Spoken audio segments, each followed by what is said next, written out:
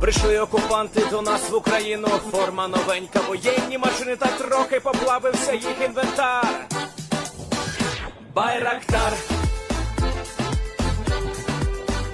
Байрактар.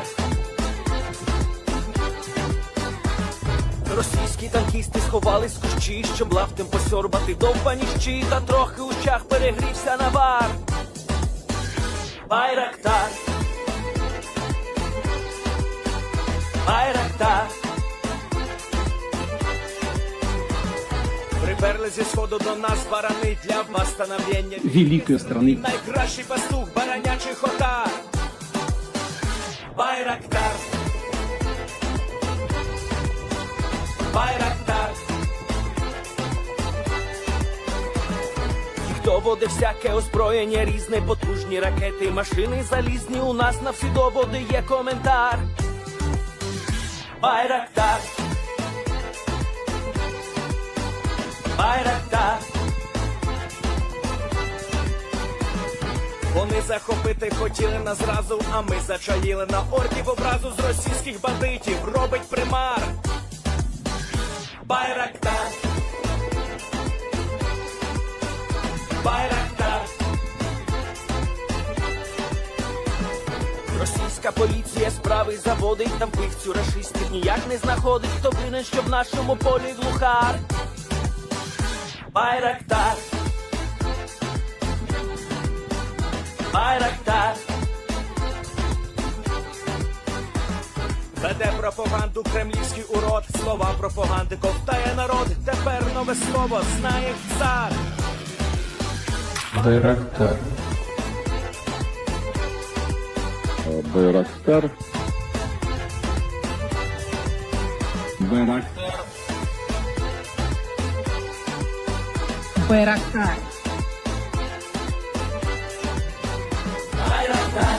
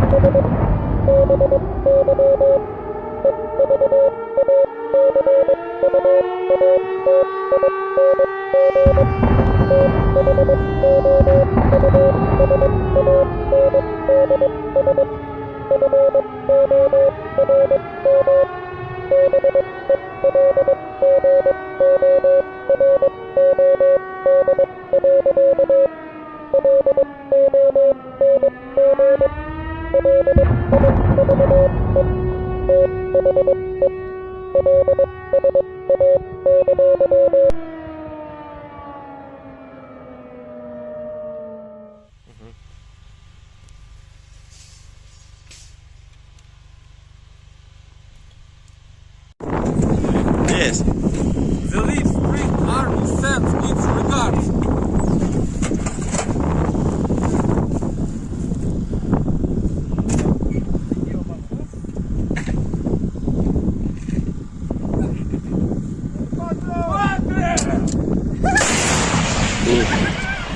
Русский военный корабль. Предлагаю сложить оружие и сдаться. Русский военный корабль, иди нахуй.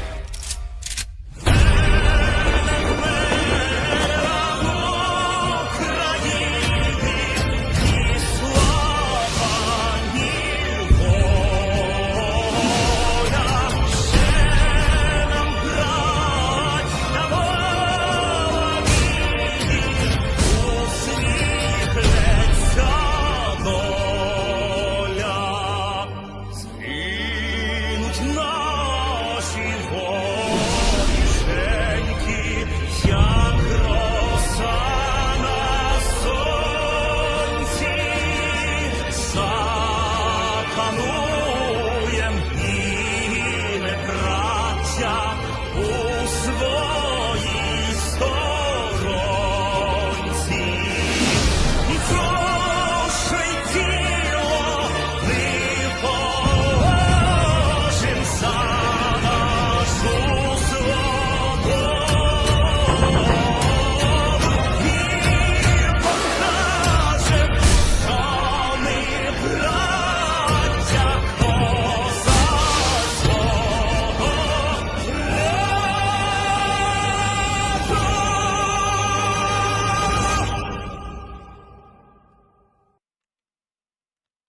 Hello, everyone. I'm the Enforcer, and I'm accompanied by Enforcer Matt. And good evening, folks. It's Enforcer Matt, and welcome back to day 755 of the news. And it's good to see you all once again. And Russia is absolutely getting slammed today once again in Belgorod, and it's good to see you all once again. And of course, we're going to be covering the past 48 hours of the news of the war in Russia, the news of the war in Ukraine, and everything else that we've been able to cover and find news on over the past 48 hours pertaining to the war in Ukraine. A lot has gone on again, as we have now heard an official statement from the governor of the Belgorod Oblast that evacuations are now going to be occurring and moving people out of the now highly developed and heavily active war zone within the Oblast. And we're also seeing that Russian forces are continuing to suffer incredibly high losses on the battlefields of Ukraine. And not only that, the Russian Black Sea Fleet has been completely contained within the area of Novorossiysk due to the incredibly high losses that they have sustained over the course of the war. We are going to be covering all of this big news tonight, and it's an absolutely insane night. No doubt about it, it's very rare that you hear of the Russians having to evacuate their own citizens from different parts of their own country because of an ongoing invasion into Russia, but that's what we heard today. Moving us right on into this news, the first clips that we got today were the sounds of artillery explosions and gunfire coming from the city of Belgorod, which we were able to hear in this clip right here.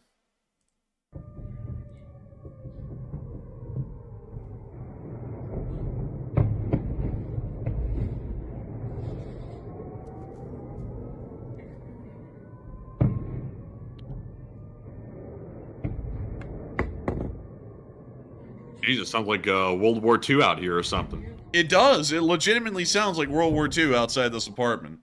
And that's just one of many clips. I have to continue to show you all these clips because we were able to get clips of the sounds of the ongoing battles around Belgorod pretty much for the entirety of the city, not just in the southeastern area where we know that Free Russian Army forces have been able to move into, but we've been getting videos from the northwestern side of the city, the southwestern side, and the northeastern side, showing that the entire city has now become an area wildly close to an ongoing battlefield, or maybe a part of a battlefield as we speak right now, particularly in the area of Razumno. Moving on to our next clip, we also got to see that there were more sounds of heavy explosions occurring throughout the entirety of the city.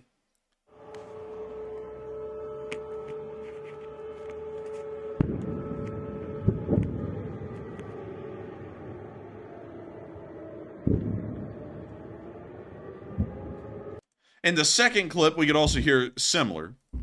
Also, by the way, before we watch this clip, I have to let y'all know in advance, keep an eye out specifically on the right side of your screen over here, right where the top of this apartment block is, where my mouse cursor is at, somewhere up in this area, where the mouse cursor is circling. You will actually be able to see the flashes of the artillery explosions happening in the distance, showing that this is not that far away. This is actually quite close to the cameraman because you're able to see the distant flashes of the artillery exploding.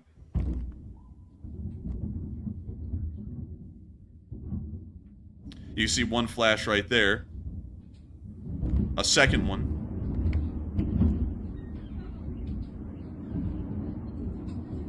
A third one.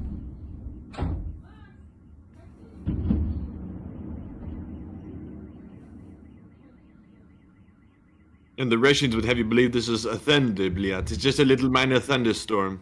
It's just a thunderstorm. Cut the phone lines to stop the spread of miscommunication. But beyond that, we are seeing clips that are clearly showing that artillery barrages are happening on the very southeastern side of Belgorod right now. We have also been able to ascertain, based off of Russian information, that this is being conducted by MLRS barrages, which have a fairly limited range. The longest range that a BM-21 Grad can fire at, which is what we assume the Free Russian Army is using, is about 12 miles at its farthest, and 8 miles normally. That means that the Free Russian Army has clearly advanced all the way up into the city of Belgorod at this point, and they have to have taken Maslova Pristan at a bare minimum to be able to fire into the city like we are seeing right now. Moving on to our next clip, we also once again got to hear the sound of air raid sirens sounding throughout the entirety of the city. Here's another clip of that right here.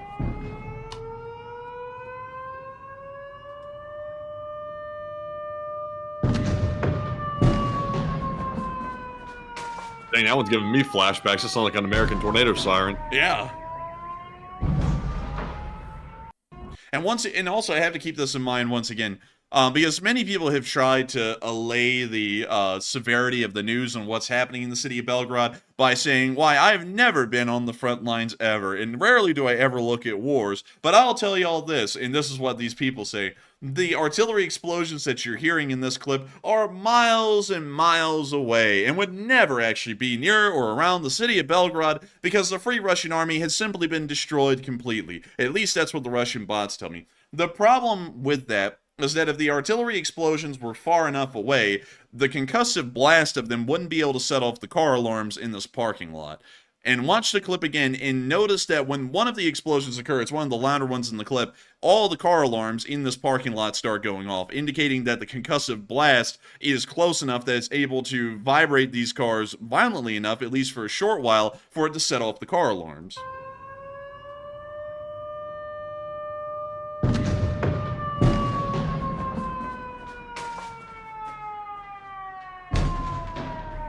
That explosion right there at the end of the clip that you could clearly see shaking the camera also shook the cars enough to set off their car alarms. That is a clear indication that this is not distant artillery happening near Maslova Bristan or Shebekino. This is in Belgorod. This artillery is landing somewhere on the outskirts of the southeastern end of the city. Right there. And that's the end of that little clip, but I just had to make sure that we covered the bases on that well enough. But moving on into our next little clip, way off to the outskirts of the city, we also got to see these Russian citizens hunkering down in a impromptu shelter that had been made by the Belgorod Oblast's governance, and they were trying to shelter civilians, I guess is the best way you can describe this thing. Is just concrete blocks set up on the sidewalk. But these two Russian citizens are hunkering down inside, as you can still hear one of those massive artillery barrages happening in the distance. Here's this clip.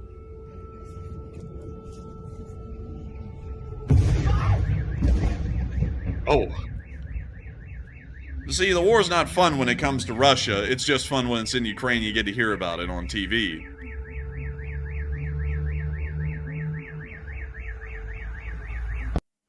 But that's the end of the clip. The clip then repeats, but once again, clearly showing the city is under heavy barrage, and the Russian civil authorities, at least at that time, completely understood what was going on, at least on the outskirts of Belgorod, across the entirety of the Oblast, but we're still not evacuating any civilians at that time. We just got the announcement today from the Belgorod Civil Administration, or the Belgorod Regional Governor, that evacuations are now going to start occurring, at least in a smaller form. They're going to be evacuating around a grand total, a whopper of 9,000 citizens from Belgorod out of the hundreds of thousands that live in the Oblast to make sure that they're safe. I would also like y'all to note, very interestingly, that the representatives of this Oblast, the quote-unquote elected or appointed officials of the Oblast, are a part of the United Russia Party, which is the party that that Putin made, so that way they would support him and him alone. So we have a fairly good idea that these evacuations are probably going to be very limited, and they're probably going to leave a lot of people inside of Belgorod, because the United Russia Party and Putin want to make it very clear that nothing is of concern in the Belgorod Oblast, and everything is fine. Nevertheless, they are evacuating a small amount of people, but I have a feeling this will not be a long-term thing. So, are they doing it just for propaganda, just to make it look like there's an emergency going on, or are they doing it because they're trying to get the elite of the party out?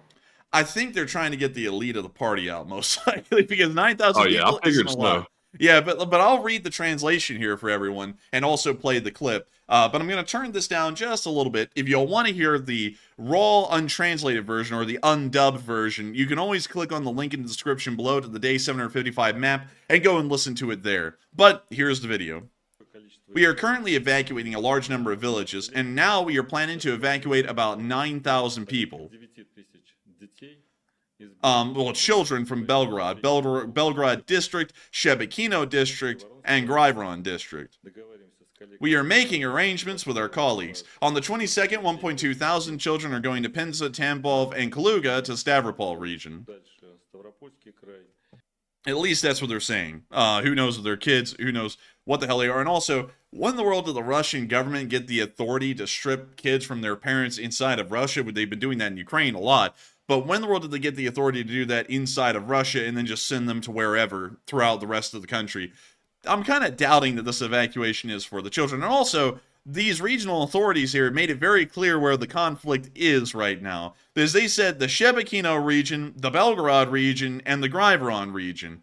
Pretty much the entire southern area of the Belgorod Oblast, literally the entire area, is under this evacuation notice at the moment. So it is showing that the Free Russian Army is pretty much throughout the entire area at the moment, and the place is under Free Russian Army control as far as we can tell. Speaking of being under Free Russian Army control, it is quite clear that that is now the case, as we started to hear that the Free Russian Army is also making an urgent plea for citizens in the area to evacuate. This came from a statement from the Freedom of Russia Legion, a part of the Free Russian Army, saying, Belgorod, urgently, we urge city residents to immediately leave Belgorod or find reliable shelter due to the threat of rocket and artillery fire. We strike at military targets, but due to the placement of enemy military facilities in the residential sector, civilians may suffer. We ask Belgorod residents to evacuate urgently.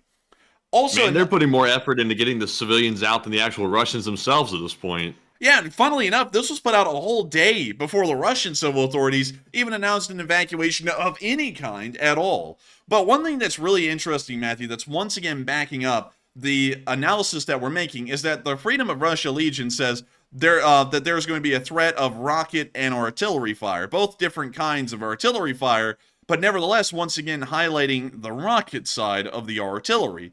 We've also heard from the Russian side that there is confirmed RM-70 Vampires, at least is what they're saying, but they're most likely BM-21 Grads, being used by the Free Russian Army. And if we look at a BM-21 Grad and its range, which I'll be showing y'all here really quickly, let me make sure I can get down here and try and get y'all an exact, let's see, so an effective firing range of, and let me see if I can get y'all the perfect range. We'll actually go with the RM-70, since that's the one that the Russians claim is being used, and the Free Russian Army has not said which one's being used.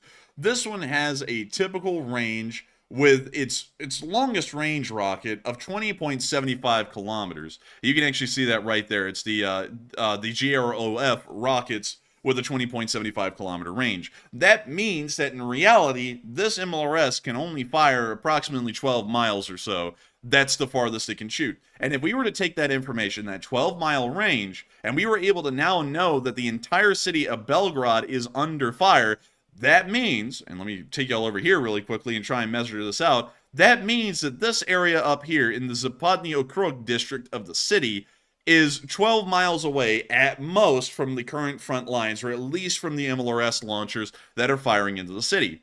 So we take that marker right there and we drag it down to 12 miles away. That means that the farthest that these MLRSs could be is just north of Maslova Pristan.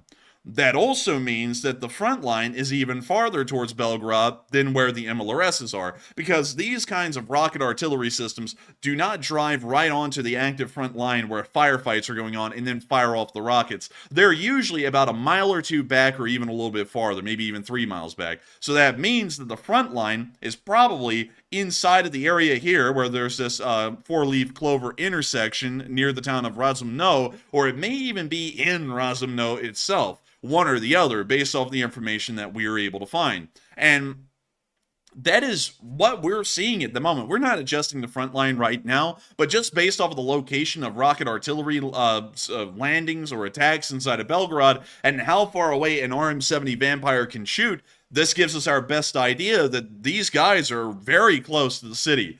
Wildly close, may as well be in the city, already engaging in some level of urban fighting. And we were also able to hear that, once again, there is a lot of fighting going on in Belgorod. The entire border region has turned into a full-on war zone at the moment, and we are getting endless footage showing actual firefights occurring in between Russian armed forces. The Russian army has been moved in. We don't know how big of a force has been moved, but we are seeing the presence of Russian armor now, which is showing that the Russian army has been relocated in small form to the area, from what we understand at the moment, and the Free Russian Army is engaging and actually inflicting some casualties onto the Russian army. But moving on to our first clip, we got to see that the Freedom of Russia Army just keeps on rolling. This is a knocked out Russian BRM. Some of y'all are like, what the hell is a BRM? We've never heard you talk about that before in your damn life, you liar. And it's a real vehicle. I will show y'all. So what the BRM is that it's a BMP-2 but it has the gun of a BMP-1.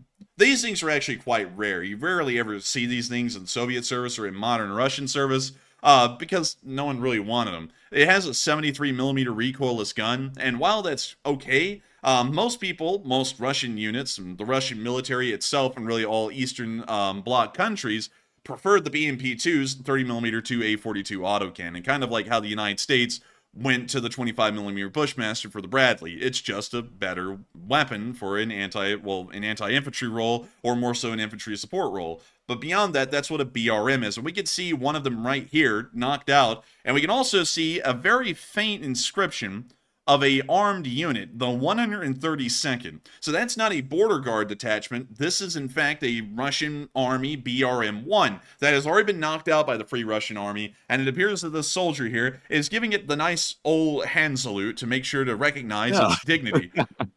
Man, he really doesn't think very highly of it. He's really giving it the finger. And also, he's got the really nice gloves, too. Don't you recognize those from somewhere? Yeah, I do, man. I think you actually have some of those. Yeah, those quality mechanics gloves right there. Very nice. Really nice stuff. High quality stuff. And moving on from this little clip, I know that Matthew knows this one very well. We actually showed this one a little bit earlier in the day to all of y'all. We got to see that there was a Freedom of Russian Army soldier that ambushed a tank that had moved into the area of Kozinka somehow and ended up destroying it. So here's the clip. Also, by the way, this is a clip from the Russian Volunteer Corps, but I want to make it clear that all of them are operating under a unified chain of command, so we're calling them all the Free Russian Army. But here's the clip. When you see him running forward, and interestingly enough, once again, while the main equipment, the vehicular equipment of the Free Russian Army is not American provided, I swear that this guy is using an M72 Law. And let me make sure that we can pull that up. And I be dipped, Matthew, right on the money. It is an M72 Law. And I'll show this right here on screen. That is the M72 Law. And then let me show you all the clip right here of the anti-tank weapon that was in view. You can see right here the front part of the M72 just for a small little second right there. And let me see if I can actually get you all a little bit further up in the clip where we can clearly see it. And then I'll show you all that once again, this is a Western provided weapon, nothing of Soviet vintage.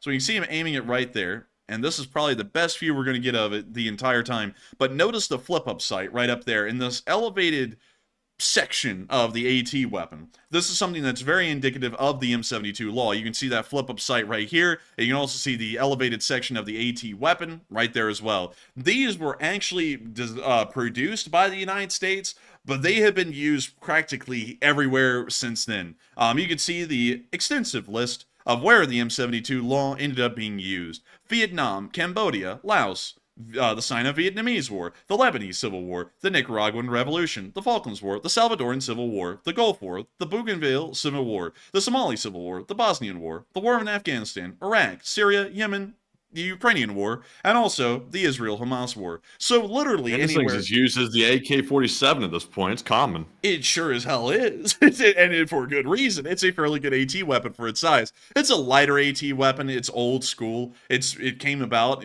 literally in Vietnam, where it was first used in 1965, I believe, but it was produced initially in 1963. So a fairly old weapon, but once again showing that Western weaponry is making its hands into the Free Russian Army and might be ruffling some diplomatic feathers down the future, although I'm kind of doubting it a little bit. But anyways, here is our brave Free Russian Army soldier with the M72.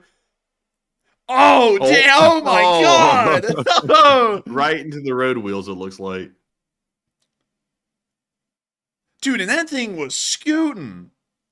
It was, and that was a good shot, like to hit it while it's moving like that. Even though it was pretty close, it looks like it'll still be probably pretty tricky. So let's see where it really hit. I want to see where this hit. So here comes the damn tank going 90 miles an hour. So it's a full-on T-72B3. It's outfitted with a cope cage, possibly showing that this unit that's now moved into the area has actually been relocated from Ukraine and into this area, because usually cope cages are only equipped on T-72B3s in the Ukrainian theater. And we can see them fire right there, and I cannot tell where the round actually went, because if you watch the smoke trail about right here,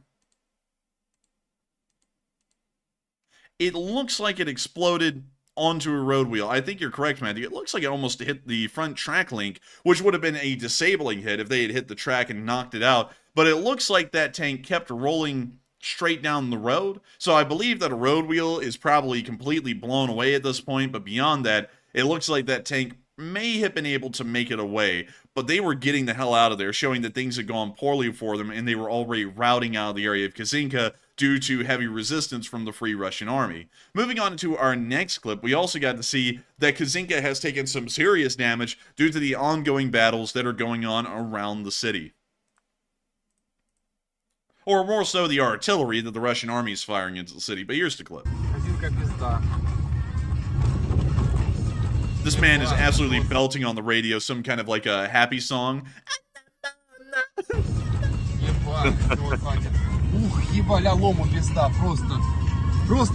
to K-pop and looking at the destruction.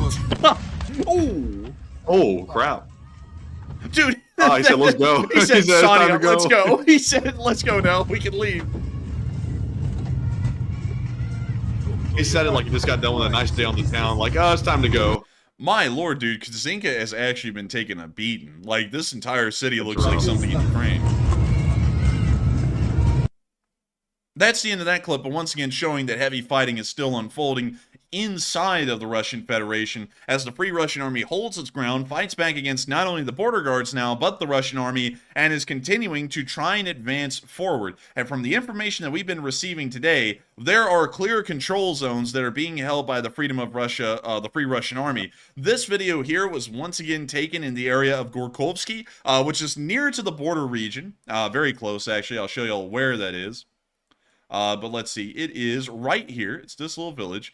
But we can see here that this soldier, this Chechen separatist, part of the Ichkerian unit, is inside of the town and still showing that it is under the control of the Free Russian Army 72 hours after they were confirmed to have taken the village in actual video and picture evidence. They are still holding it, and this video proves that. Находимся в администрации Горьковского, села Горьковского, Белгородской области. Все избирательные участки открыты, но никто не желает прийти проголосовать за царька.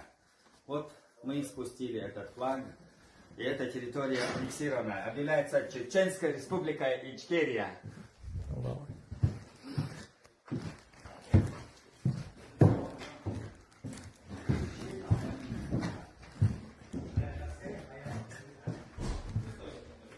Oh, also, oh, look at this. Is this a map? That says Gorkovsky.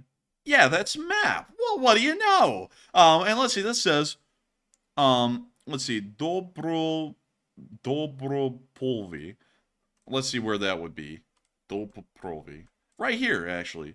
So this is a map inside of the building in Gorkovsky where this is being filmed, and it's showing the area that they're in. So this map is showing just the small area in between this village here and Gorkovsky. Really just the fields in between, and not even showing those well on this map. It's literally just a white sheet of paper with the two village names printed out on the left and the right.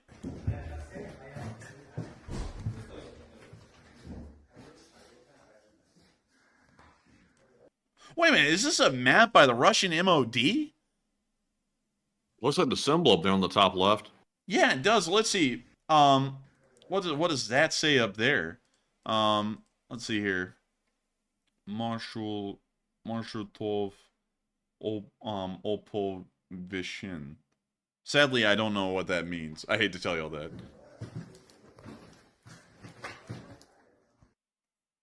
And let's see. And then this is Belgorod. So once again, these posters are confirming that they're inside of the building in Gorkovsky that they said they're in. And these little posters here are once again confirming their location, and that's in the Belgorod Oblast. Still clearly under Free Russian Army control. Meanwhile, we also got to see that on the other end of things, on one of the most quiet fronts of advance that we've seen the Free Russian Army undertake, is the area of Zuralevka, where we got to see some Free Russian Army drone strikes occurring today. And we're going to be muting that. But here comes the Free Russian Army drone. And it appears to be landing on almost some kind of a border post or like a communal farm. I have no idea what it really is, but we can see the drones coming in and hitting different kinds of recon systems, surveillance systems, and also military infrastructure around the town. Once again, showing that the Free Russian Army is trying its best to target Russian military infrastructure if possible. And Stephen Varner said, you need to do some Duolingo lessons. Listen, man, the only way I know how to even read it is because I did Duolingo. When did you do that? Oh, a long time ago, years ago. Oh. It was before we even ran this channel. I was trying to learn Russian and Ukrainian. And we can see them hitting Russian military vehicles all over the place, once again. Proving that they're just the best of the best. But that's the end of the clip. Very nice to see, and great to know that the Freedom of Russia Legion is able to knock around the real Russians, or more so the fake Russians, a good bit. But moving on from that, we also got to hear that things are just not going well, even up in Kursk, as the air raid sirens went off in that city as well over the past 48 hours. Here's the clip.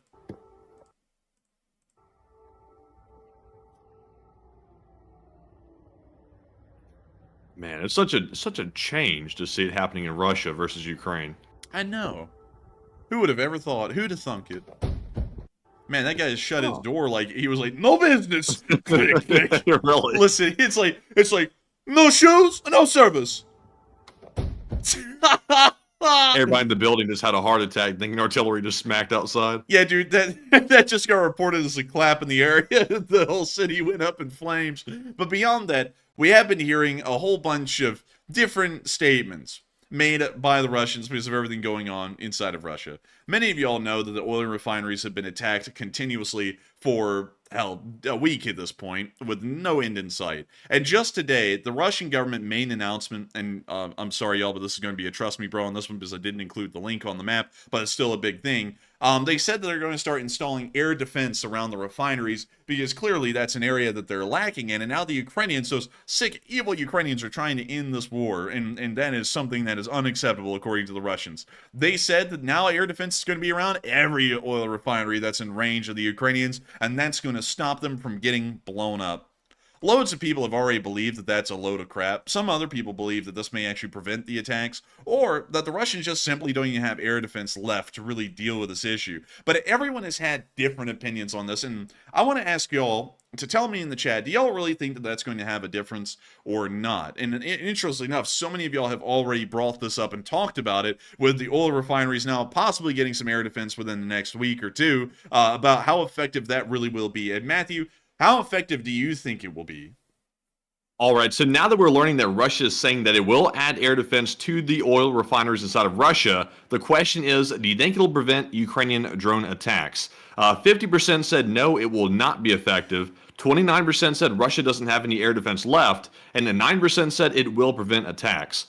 And in my opinion, I don't think Russia really has any left. If they have any of those Pantsir systems left to deploy around oil refineries, it'll be just a handful of them. And there's a lot of oil refineries inside of Russia, and there's no way they can put that many at that many locations inside of their mainland. Also, I'm not sure if the Pantsirs are going to be able to take down every single drone that comes in to hit those plants. I don't think they're that accurate to smack down every single one, and all it takes is one really good hit from Ukrainian forces to disable one of those oil facilities. So I don't think it's going to help Russia in any meaningful way if they have any Pantsers left to begin with. But Enforcer, what say you? I would have to say, man, it looks like everyone's kind of in agreement with you. That's really going to have absolutely no effect on the situation. And to be entirely honest with y'all, I don't think it's going to have an effect on the situation either. Because I'm going to go back to Sunday, and recap a story from Sunday that really highlights that this is going to have absolutely no effect. In case if anyone doesn't know, the only thing that stops radars from looking directly pretty much across the ground at nearly sea level is the trees, and also the hills that may be in the area. Those are considered clutter for the radars, and the radars are automatically programmed to tune the clutter out, if it's ever even within the picked up range. However, a sea like the Sea of Azov is something that is completely flat. I mean, beyond the curvature of the Earth, the Sea of Azov is entirely flat, and a radar can easily look over something like the Sea of Azov and see any incoming drones, any incoming air-to-air missiles.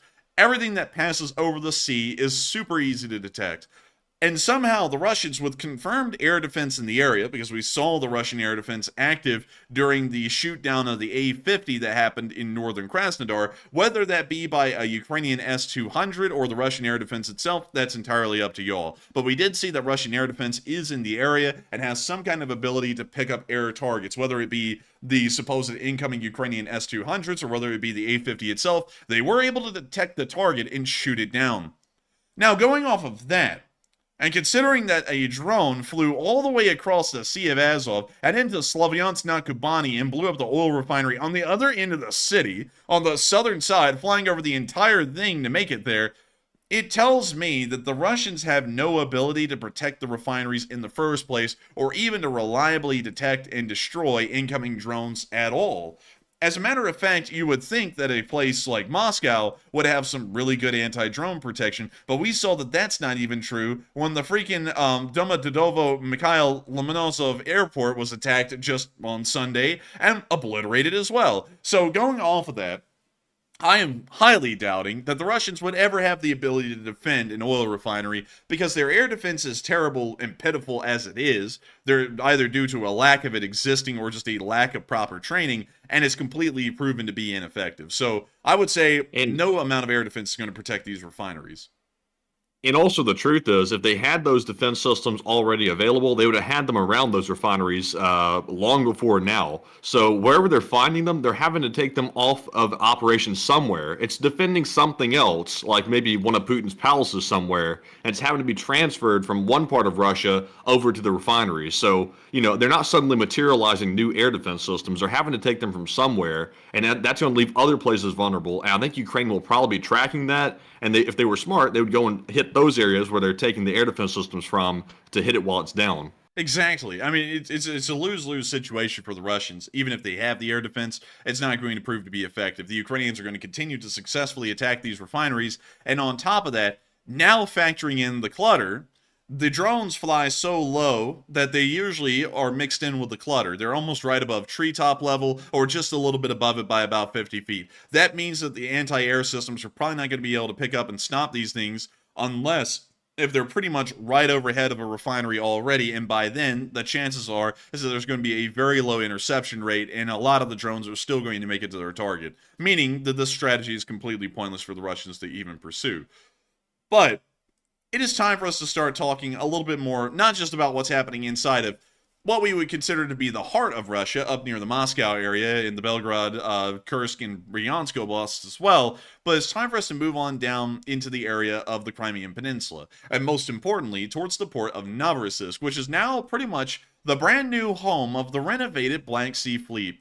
The Black Sea Fleet initially, at the beginning of the war, was a massive and all-encompassing fleet, with pretty much every single ship available in its roster except for that of an aircraft carrier. It was truly a fleet to be reckoned with, and something that even made the United States quiver in fear because of its unbelievable might and prowess. Now, just 2 years later, the Black Sea Fleet hardly exists, has been destroyed by a country without a navy, and has been proven to be one of the most incompetently performing, and not only that, most ancient fleets in the existence of the world, pretty much proving that the Russian Navy as a whole, not just the Black Sea Fleet, is nothing more than a shell of its former self, and reached its peak probably in the latter part of the 1980s. The Black Sea Fleet has been reduced in size so drastically that the British Ministry of Defense has been able to get information showing that the port of Novorossiysk is now actually big enough to house the Black Sea Fleet because there's just so little of it left. So pretty much the entire fleet has moved to Novorossiysk. So here's the report right here from the British Ministry of Defense. And I'll read it to y'all just to make sure that we don't misinterpret anything in this. Ukraine's continued success in conducting its asymmetric maritime strike campaign has resulted in a visit by Russian Defense Minister Shoigu to the Black Sea Fleet command post in Crimea on the 17th of March of 2024, which was just a day ago. Shoigu received updates on Ukrainian operations and discussed the performance of Russian naval assets in the region. According to the Russian Ministry of Defense, he announced new measures for the Black Sea Fleet units to mitigate the threat of uncrewed aerial vehicles and uncrewed surface vehicles. Emphasis was given given to the conducting of daily anti-UAV USV preparedness exercises to enable ships' crews to quickly repel attacks during the day and at the night. Shoigu also ordered additional large-caliber weapons be fitted to unspecified assets to augment their defenses, once again showing that the Russian warships are heavily undergunned when it comes to dealing with smaller threats. The Russian Navy has highly likely resorted to limiting its operations to the eastern Black Sea as its losses mount, and its threat perceptions increase. With Ukraine continuing to seek out opportunities to strike at distance, the Russian Ministry of Defense has been prompted to increase its efforts to preserve its fleet in the Black Sea. The eastern area of the Black Sea is the area around Novorossiysk and also around the Kerch Strait. Also, funnily enough, where one of Russia's Project 22-160s was destroyed and sank right off the coast near the area of the Taman oil refinery, or the Taman oil depot. Once again, proving to us that the Black Sea Fleet is nothing to be feared at this point, and has been destroyed or retreated so greatly throughout the course of the war. Now Novorossiysk is an actual viable headquarters for what's left of the fleet, because the fleet is now that small. Moving on from that, we're going to be going on into the area of Kerch, because there's a little bit of news, and I'm going to amalgamate this here, that we reported about, well, actually it was yesterday, and sadly it turned out to not be as good as we were hoping, and I'll explain the story that we were able to find, although sadly no video or picture evidence was accounted for by the story. We got information around 36 hours ago that the Crimean Bridge had been closed and that there were the sounds of explosions near to the bridge. The explosions did occur from what we were able to find out, but sadly they were not in Ukraine's favor. According to the information that we were able to get, a Russian telegram channel, pretty much the Crimean Oblast, quote-unquote, telegram, put out a statement saying vehicle traffic on the Crimean Bridge is temporarily blocked. Those on the bridge and in the inspection area are asked to remain calm and follow the instructions of transport security officers. Not long after that, there was an additional telegram posts made from a Russian military blogger's channel saying that the Crimean Bridge was closed and that Crimea is on high alert. Some kind of movement is happening in the area and information is to be confirmed. Not that much longer after, about 30 minutes later, there was a signal of readiness, and once again confirmed there was a signal of readiness in the area, and then they were also able to say that there were 2 collapse or explosions in the area. We were actually able to find out that there was a drone attack of a small nature that did occur on the bridge, and the explosions that were heard were the Ukrainian drones being blown up before they could actually reach the bridge and detonate on it, meaning that this attack unfortunately did not succeed, and the bridge still stands completely intact. However, the attack did occur, and we were able to confirm that, at least at a bare minimum, but sadly it did not succeed in hitting the bridge and causing any kind of damage to shut it down for a longer amount of time. Moving on from that little bit of news, it's the most important bridge in the entirety of Eastern Europe, and we're just going to say it's a little bit of news because nowadays things have gotten so fast-paced it is kind of a little bit of news. But moving on from that and up into the city of Mariupol, we were also able to see the destruction and pretty much phantoms of the war that's long since passed almost 2 years ago when the Battle of Mariupol ended still reigns true for many people living within the city that were able to survive the battle. The Russians have done practically nothing to really renovate the city or bring it back up to a livable condition, and this 6-minute drive through Mariupol once again proves that the city is still completely destroyed 2 years later, and this is what the Russian liberation really looks like. It is an endless mire of nothing but destruction and chaos that is never replaced or even attempted to be looked at by the Russians because they just don't consider it to be serious enough.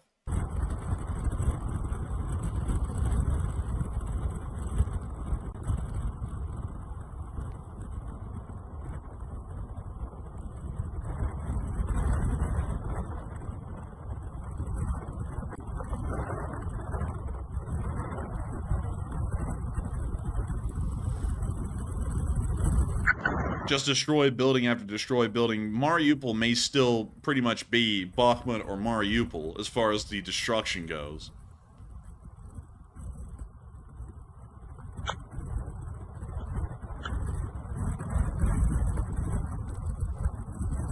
See some people saying it looks like an average drive through Detroit. It kind of does, sadly. But beyond that, it is horrendous to see a city in this shape over 2 years after the battle ended inside of Mariupol.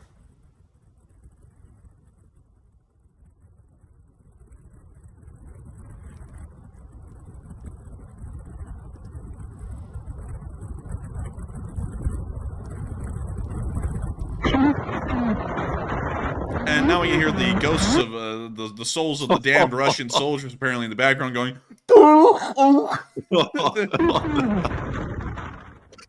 All right, and then that just disappears, and we go back to the devastation in Mariupol.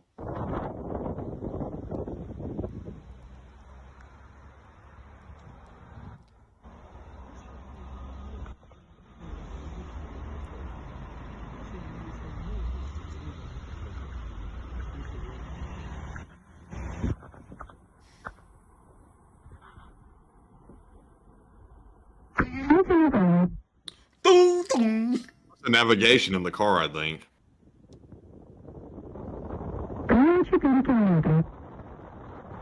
Okay, so it is, but that's still creepy sounding.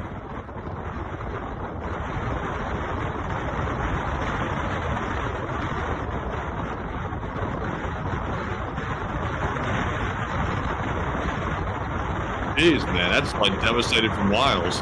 Yeah. I mean, you know, the Russians will show off those crappy apartment buildings that they built in the center of town, but that's only like 6 square blocks of the city. The city of Mariupol was huge. It had a population of 550,000 people, I believe, before the battle unfolded. Let me make sure of that. Let me go population of Mariupol. The population of Mariupol before the war was 445,000 people. So it was an incredibly large city, about the size of the city of, let me think, actually the city of Birmingham, Alabama, not including the metropolitan area. So it was an incredibly large city, and the entire thing was completely destroyed. According to reports back in the day, nearly 99% of the structures were deemed completely destroyed at the time, and we can see that none of them have really been repaired or even fixed, or a restoration or a rebuilding has even been attempted by the Russian occupation authorities.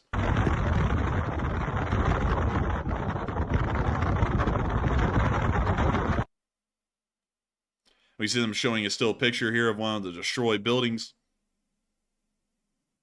We even see here one of the commuter trains that was caught in the middle of the battle and ended up being stopped and probably abandoned as Russian forces were advancing, is still burned out and sitting on the tracks where it was left over 2 years ago.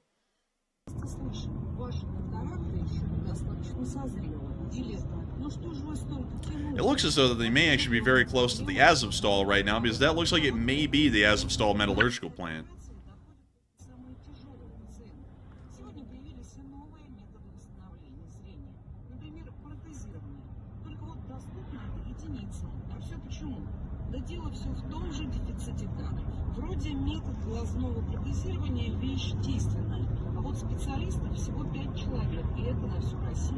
Вы представляете, что лечение должного найти не получается?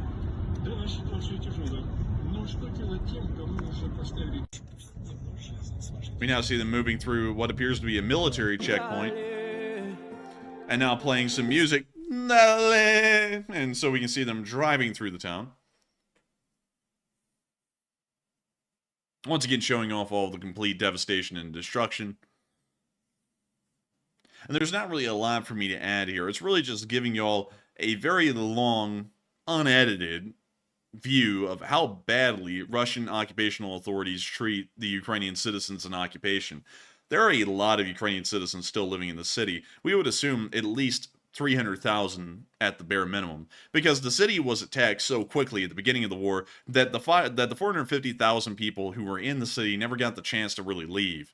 Very few of them did over the course of the battle, of course, because the civilian convoys were being attacked as they tried to leave the city, and not only that, the Russian Federation ended up killing about an additional 50 to 60,000 citizens during the battle. So we assume that there's about 300,000 people left, pretty much living within the ruins of this once major city. You know, you'd think Russia would come in here and actually fix it up if they're actually planning on keeping it like they believe they're going to do, which they're not going to keep it. Ukraine will take it back. But the fact they're not fixing it sort of suggests to me that maybe they sort of know in the back of their minds that it may not be theirs for much longer. That's true. I think they actually are believing that it may be a losing war, so why invest anything into it? Because it's going to be lost anyways in the end.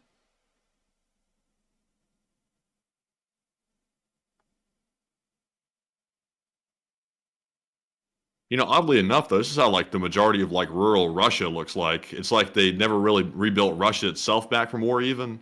So maybe this is just like their standard like way of doing things, like everywhere, including Russia. Maybe so. I mean, it does not look that good in Russia. Like, even if they tried to rebuild. And now we can see, we're going to end the clip here because this looks like they're driving once again right back by the Azovstal, at least as close as they can. So we're going to end the clip right there, but still showing y'all the devastation, the raw devastation that is still found within the city of Mariupol.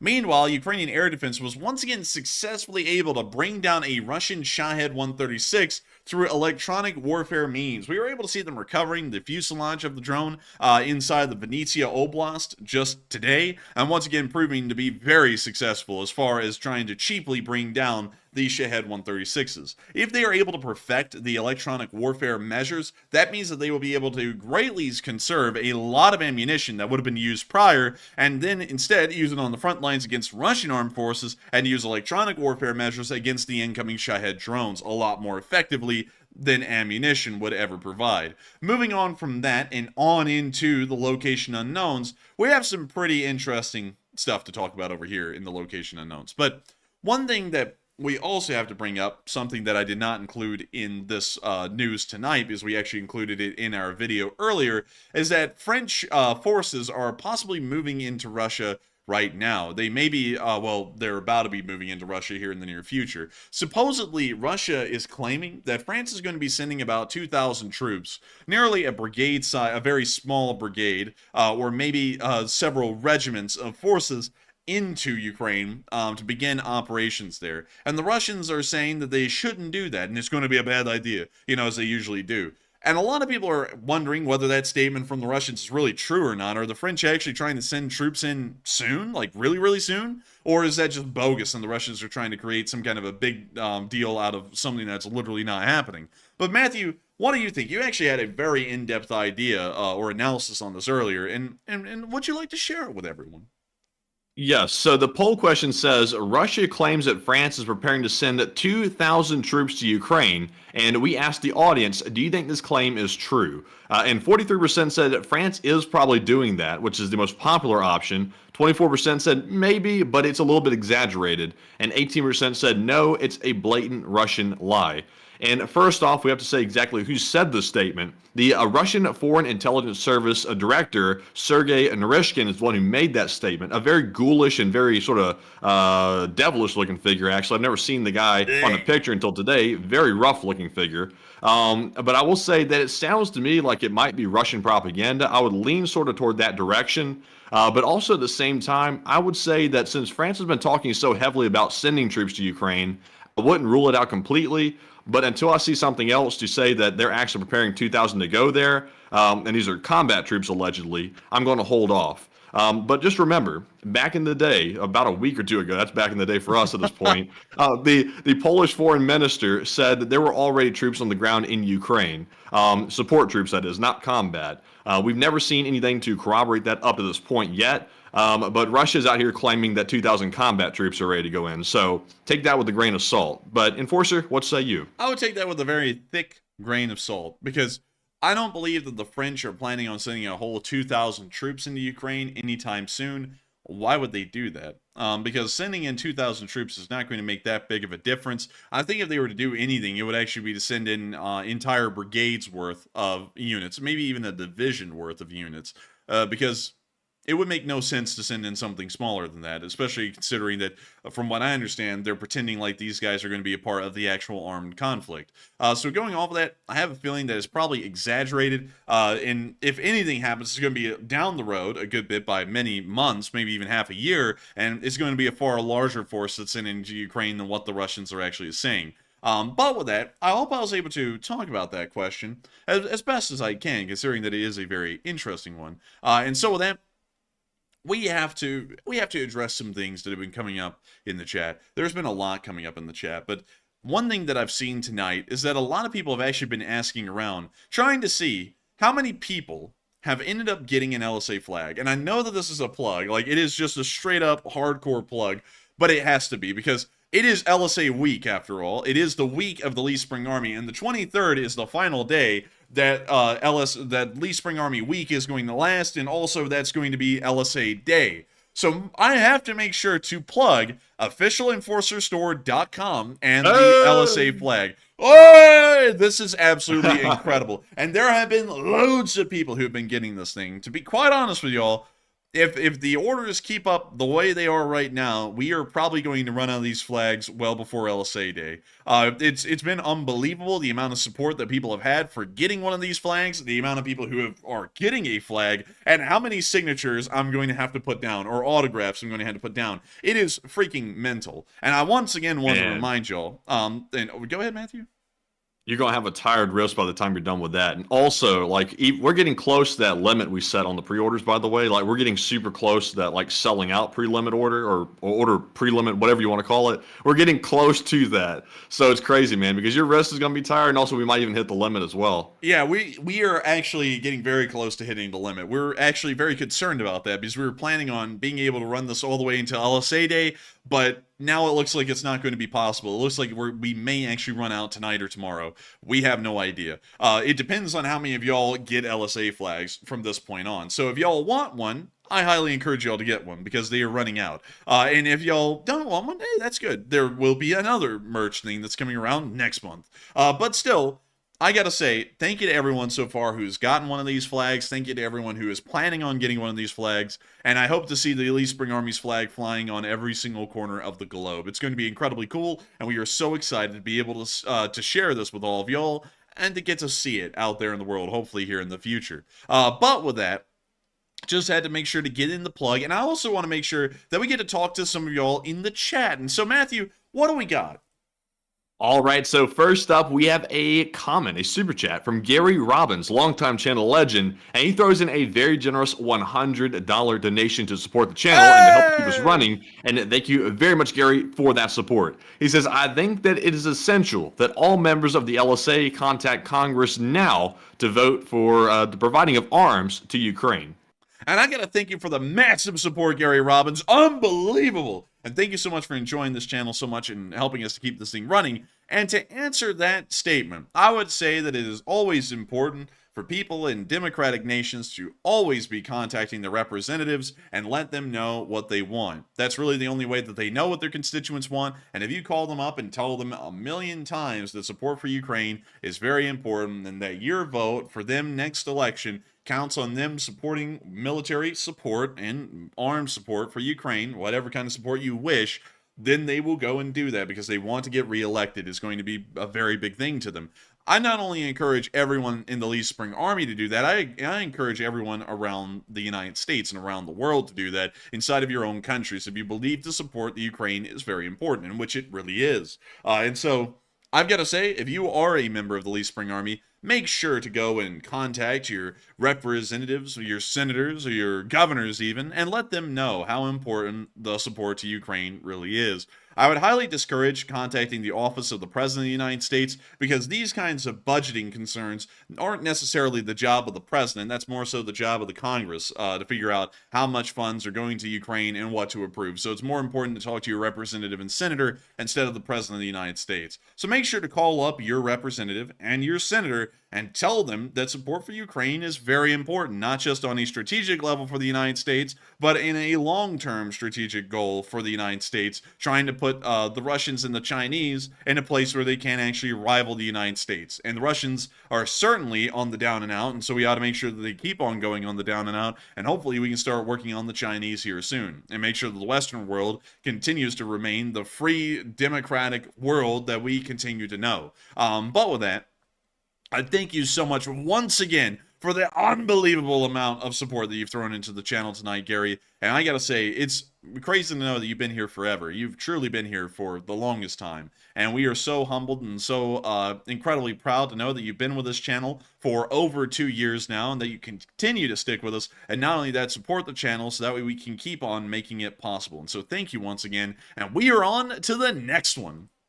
All right, and our next one is going to go to another channel legend. This one is K-Dub Janky, who puts in a $100 donation. And thank you very much, K-Dub, for that support, and also leaving a very kind comment from my video earlier. Thank you very much for that. He says, why did Asian countries always remain authoritarian while the West trended towards representative government over history?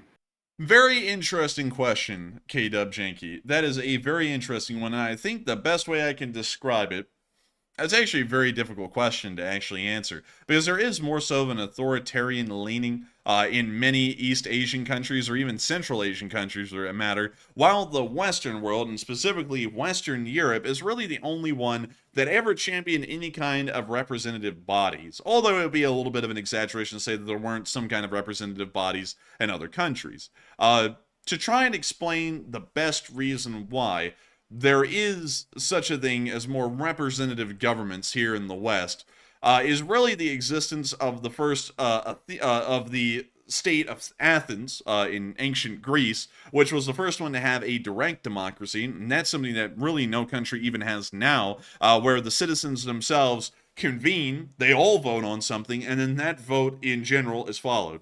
The Romans kind of took the idea of democracy, and they're really the ones that we can trace our idea of democracy back to. It's not really the Greeks, it's more so the Roman democratic principle, because they created the Republic of Rome, which is where people would vote.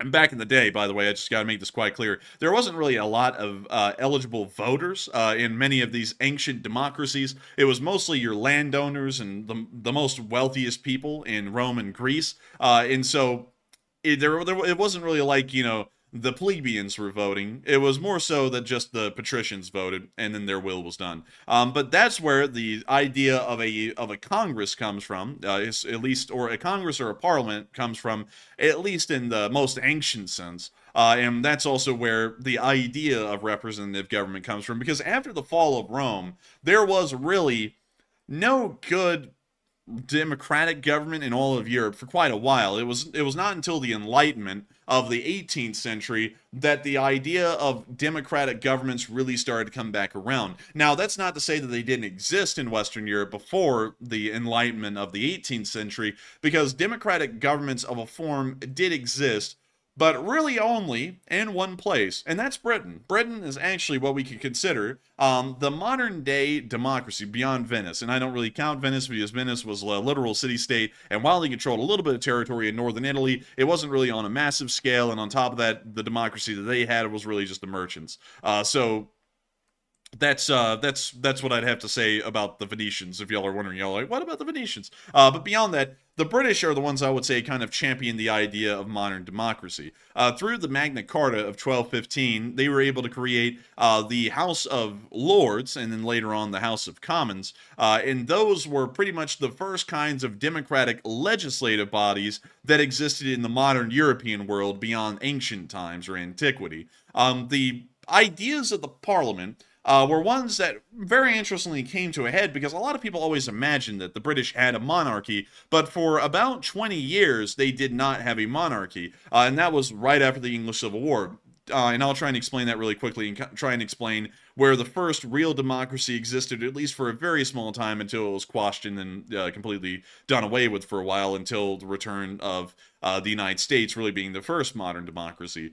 But in Britain, the king, because just to explain the British governmental structure before that, the House of Lords and the House of Commons had a lot of authority and kind of were on an equal footing with the king or queen, or really the royal household of the United Kingdom, or England at the time. And because the king and also absolutism was really on the rise in Europe and was kind of the thing that was in vogue for governance style, the English king, King Charles I, tried to usurp the power of the Parliament by raising special kinds of taxes.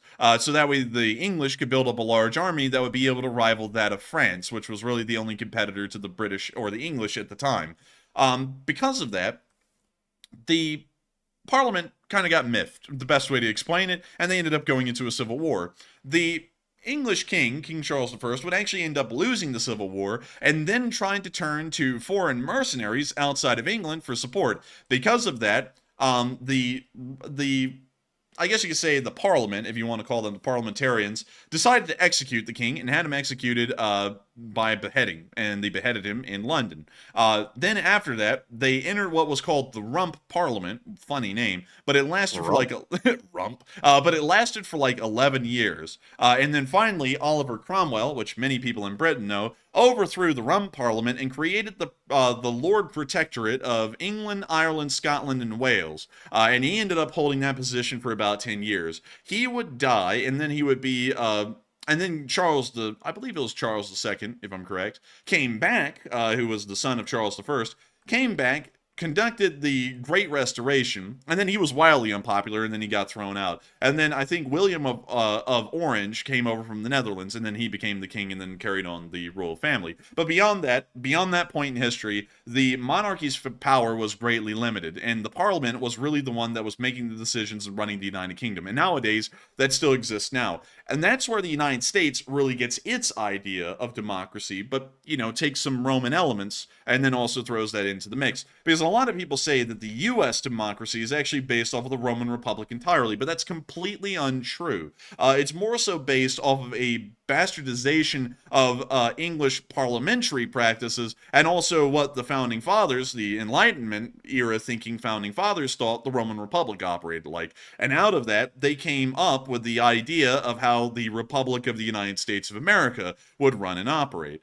So I guess that is the best way I can explain, in a very, very condensed and very simplified nutshell, why in the world there are any kind of representative democracies here in the West. And then the United States' example was what really led to the creation of more democratic governments throughout the rest of Western Europe. It kind of traveled back across the Atlantic, and that's how France kind of ended up ending its romance with its monarchy and ended up becoming a republic like it is now. And then in World War II, the Germans would then become a republic along with many other countries, although some still have constitutional monarchies like Denmark, the Netherlands, and also some of the Scandinavian countries as well, like Sweden and Norway. But nevertheless, the more authoritarian governments exist in East Asia simply because there was no real democratic spark like there was brought about by the Roman Republic, or, for example, by the English, because the English structure is very bizarre. And I hate that I can't go into this a lot, because this is actually like a 2-hour rabbit hole that I could go into, talking about why democracy is honestly a fluke of a governance system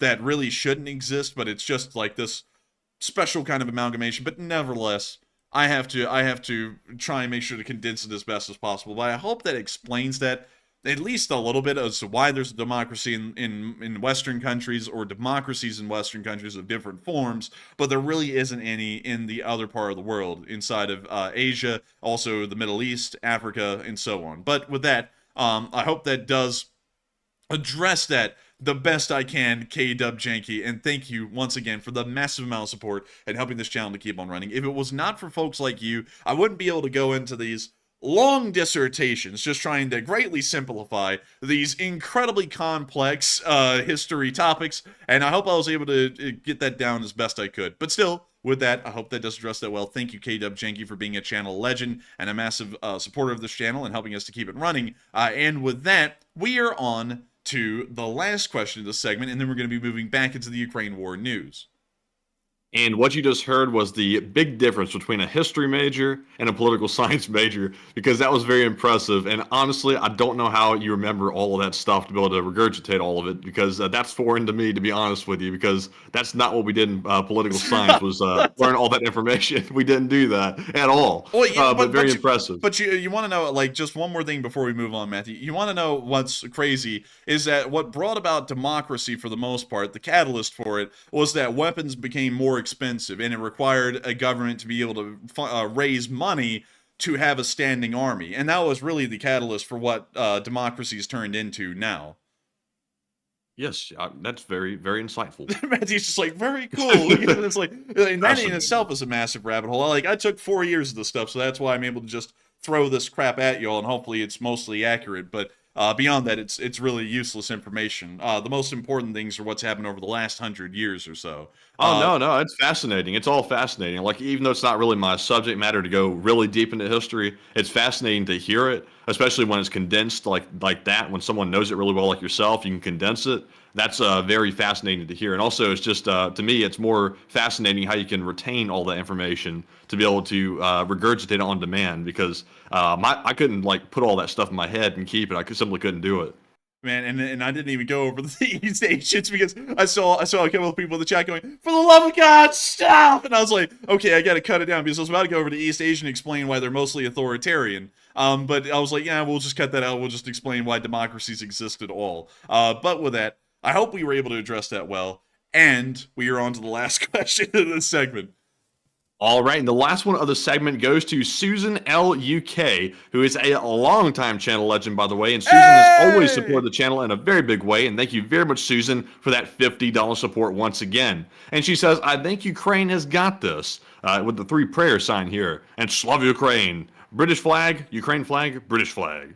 And I love to see it. And thank you so much for the massive amount of support, Susan L. from the UK. Thank you so much for that. It's been a while since we've seen you throw in a super chat, but you've been supporting this channel massively in so many ways, and we greatly appreciate your support, Susan L., and your continued enjoyment of being a Lee Spring Army member. I hope that you have gotten a Lee Spring Army flag, because you've been around for so long. I hope to see one flying where you live. That would be incredibly cool to see. And on top of that, I think Ukraine certainly does have this in the bag. A lot of people are acting like they don't have faith in Ukraine.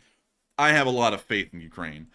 Ukraine has been doing incredibly well, even with half of its support gone at this point. They're only getting half of the support they used to. They're still doing incredibly well, and I think that it shows that there is a bright fire, a bright flame in Ukraine that is still burning of hope, and it shows that as long as we get support going back to them somehow, some way from the United States, the Ukrainians will win this war. They're already holding right now again and pulling off a practical miracle to hold off this long with only half the support that they were getting before. And if we continue to give them support, they will win this war. The West will be able to triumph as well.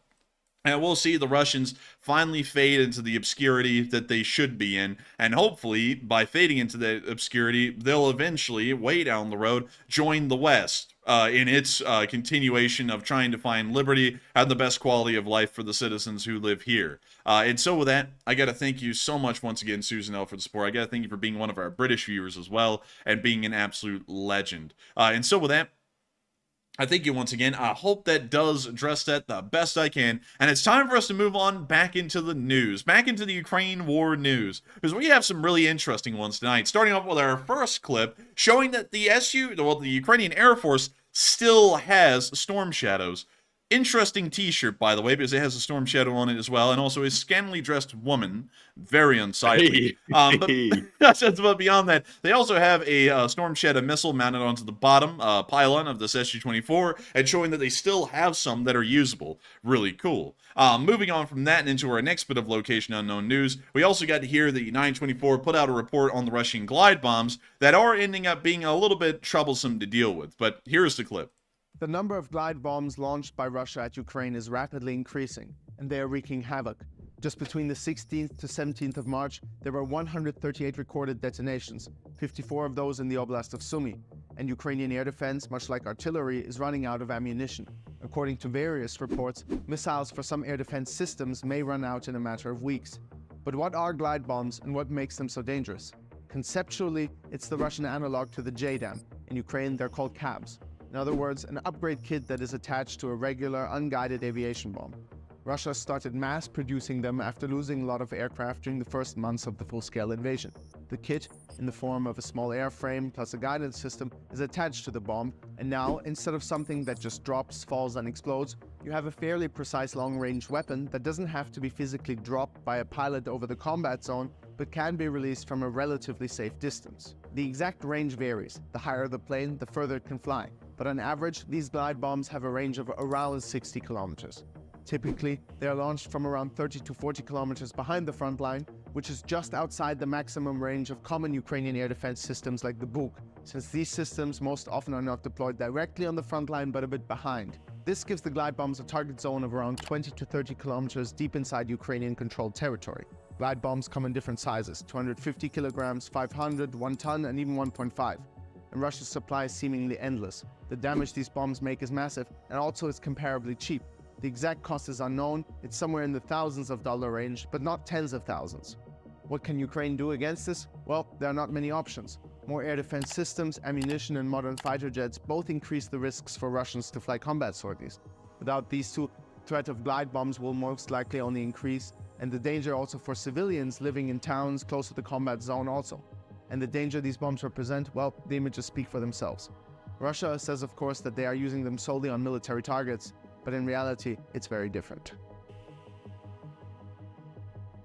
Well, that's the end of the clip of the short summary on how the Russian glide bombs are being used. And once again, a fairly scary kind of a weapon, at least is how impervious it is to ground fire, or at least being picked up. But moving on from that and into our next bit of news, we also got to see the Ukrainians training with their Dana howitzers provided by the Czech Republic. Huge shout out to Jan Lipavsky, the Czech foreign minister, who follows us on Twitter. Really cool guy. Yes, sir. Every time I show anything that's been provided by the Czechs, I'm always like, isn't it cool that the foreign minister watches this show? That's pretty cool. It really is cool.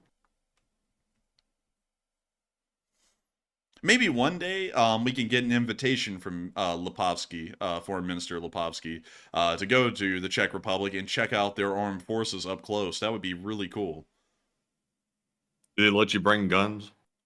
Hopefully. I hope they would. Or we could probably get some loaners. We could probably get some loaners from the Czech army, maybe. Yeah, that's the only thing about going to Europe. I'd feel very naked without my concealed carry, my pistol. And that's the only catch. I don't think you really bring it to those countries. I don't think you can, actually.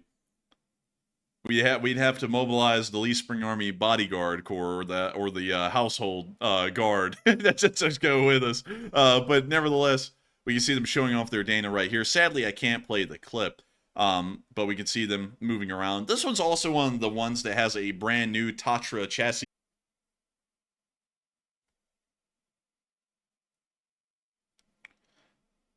We Just see a them. little lag.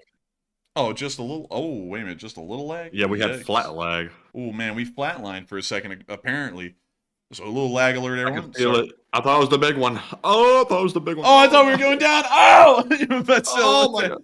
But I'll back up for a second. Sorry about that, everyone. But also look at that. That's a little a wheel wedge, or a roadblock, pretty much, if you want to call it that. We see him talking about it again, and we're about to see him fire. There we go. Man, I love those brand new Tatra cabs that they put on these things. They are beautiful. They've really gotten fancy with the design of those Tatras. They used to not look that good, in my opinion at least. I'm sure some people were huge fans of them, but they look really futuristic now.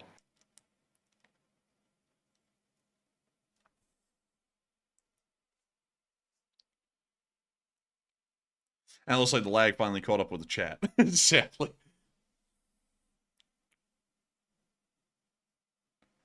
John Alberg said, Europe is civilized, so no firearms needed. Well, what about that Russian guy who left Ukraine and he ended up getting shot in the back of the head in Spain? What about him? That's what I'm worried about.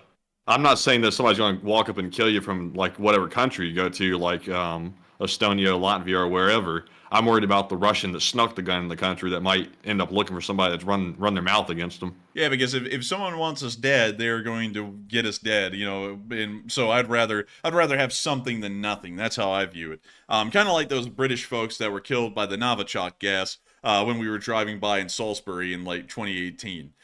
It's not that I say that Russia's not Russia, that Europe is a barbaric, uncivilized place. It's just that there are barbaric, uncivilized people that may not like us too much, and then they may be there. But moving on from that, we got to see the 43rd Brigade in training. Check this out. They were flying their little drones with the F1 grenades attached. Look at these guys. They're having fun. And then we also got to see them doing some trench warfare training right here with an AK-74, very nice, and an AK-74 with an extendo mag, the 45-round mag, and a suppressor attached, really nice as well. And then finally, in this last picture, we can see them training to assault the trench, running into it.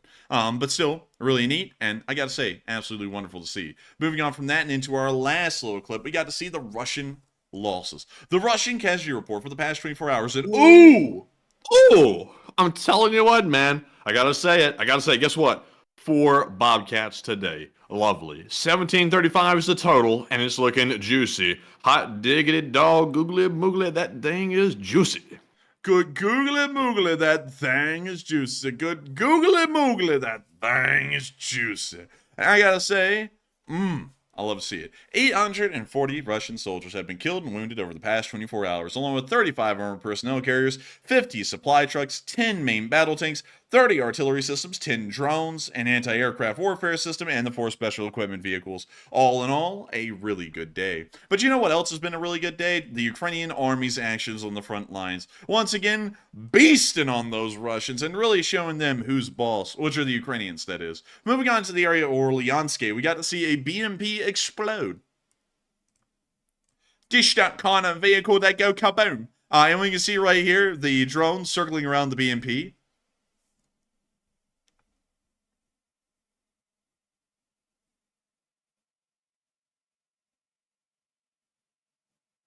You know, something I'm realizing, the European viewers in the audience not carrying guns on a daily basis, that sounds foreign to them when you make a statement like, I feel naked without my pistol, my concealed carry.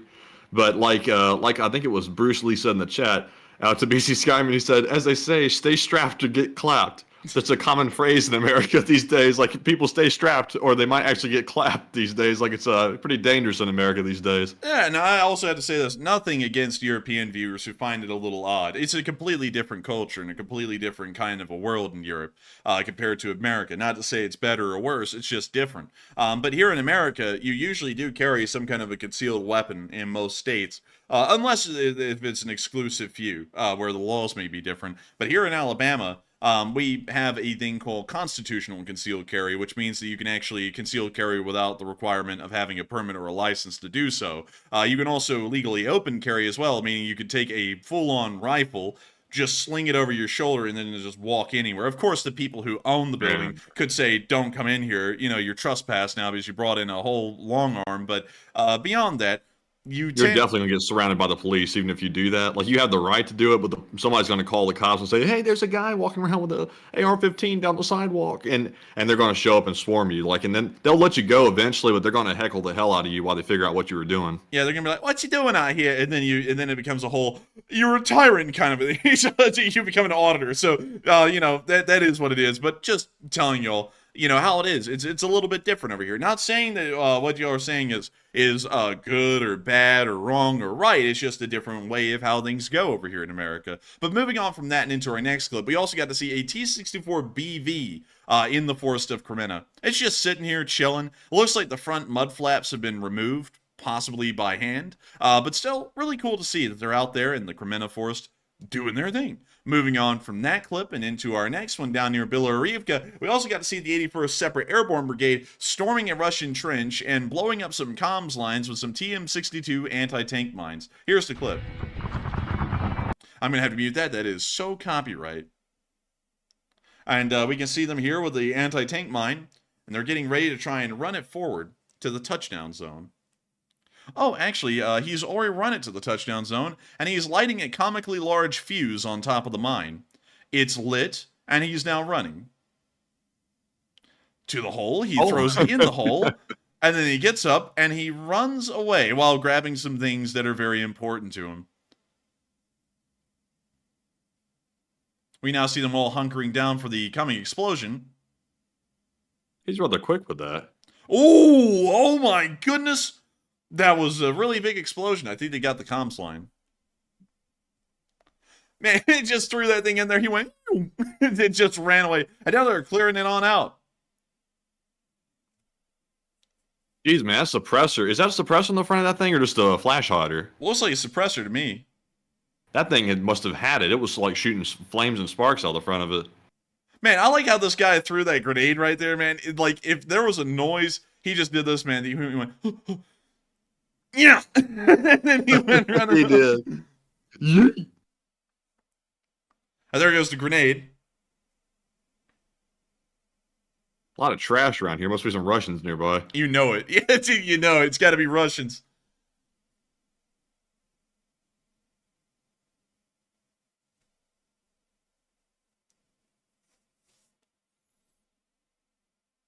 Look at that fire coming out of that suppressor, man. Like, that is, like, not normal. No. No, the baffles have had it, man. Whatever's going on with that suppressor, it's been too much.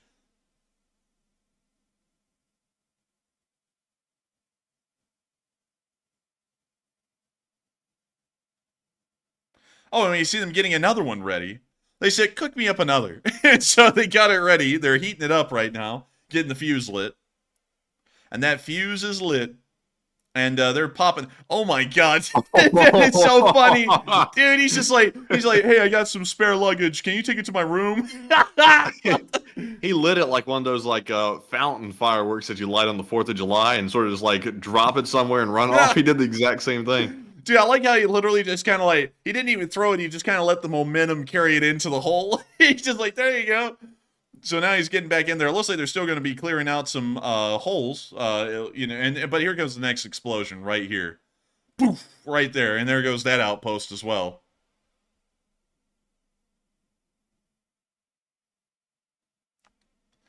Dude, the Ukrainians are carrying around those comically large bombs now. You like the perfectly round black ones with the giant fuse sticking out the top. They're just carrying those around the battlefield, going, here you go, and throwing them in someplace. Would you like one good Russian, sir? Here's a pancake. Oh, what are the charges?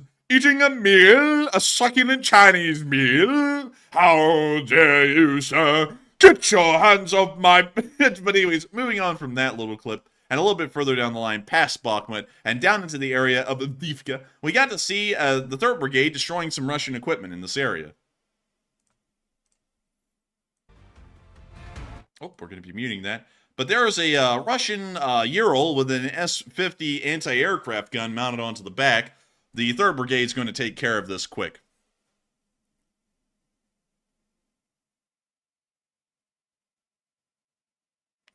And there we go. There's the hit.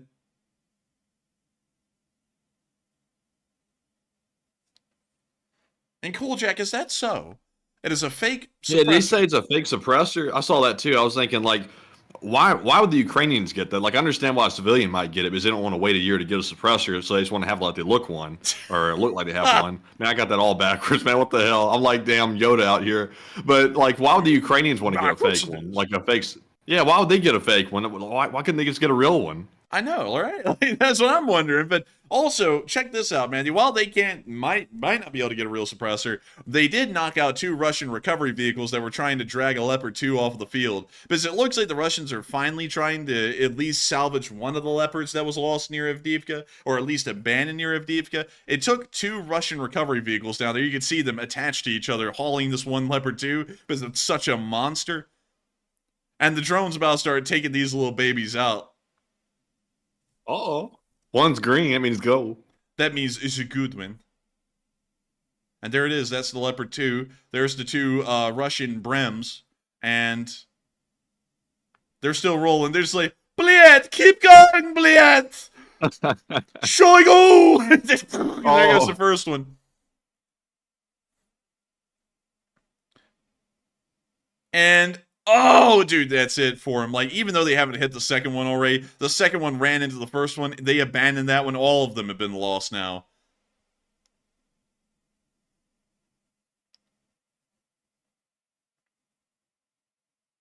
And here comes the drone. Right there. Ooh!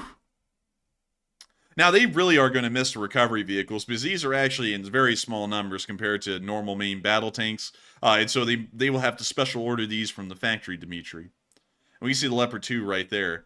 And that's the end of the clip. They were able to stop the Russians from grabbing that little fella, and it cost them 2 recovery vehicles to lose.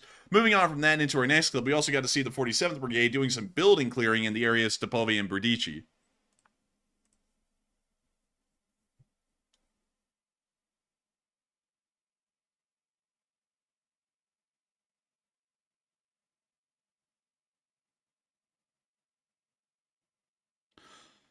We can see the Russians crawling around.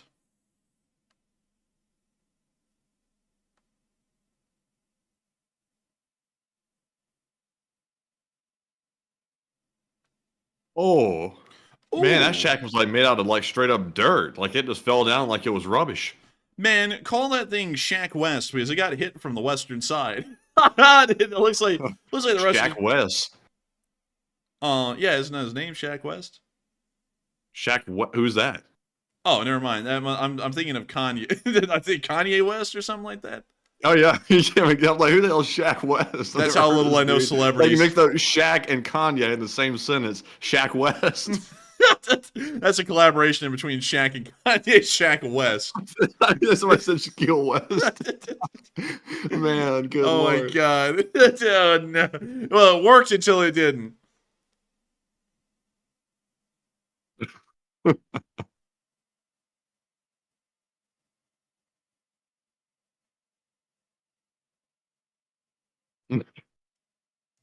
Oh man, I'm about to get flamed in the live chat. I can feel it. It's They're about to like, catch up in a second. something's Like, yo, off. I 5 can feel seconds. it. Yeah. Oh no, it's coming. The fish side's the first one. Oh no, man. They're all coming in. It's Shaq West. Man, we're gonna be calling him Shaq West from now on. I'm Hey, ashamed. man. Wait, Matthew, hang on. Better yet, I'm ashamed of the West. Shaq's gonna say, I'm having a bipolar episode. You want an icy hot patch? I don't know, dude. These guys. Oh man, yeah. Never mind. We gotta move on. But moving on out of the Avdiivka area, down near Krasnoyarivka, we got to see the 3rd Brigade pushing the Russians back. All right, audio music already blaring. We'll check back on that here and there throughout the clip. But you see them rapidly advancing and firing as they go. Look at them, legends, a lot of them. We're gonna be muting that.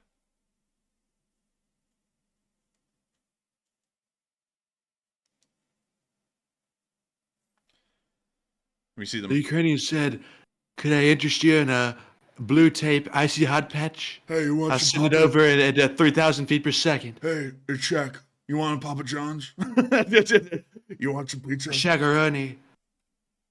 Listen, the Shagaroni is the best pizza out there. Never had a better pizza. Bigley Pizza, the best pizza. You'll never find a better pizza anywhere. Trust me, believe me. Shaq's a real tipper. Great tipper. The best tipper. But moving on from that, I saw some people saying this is old. Let me fast forward and check. Okay, hang on. Hang on, folks. Hang on here. All right. This is not old. This is new.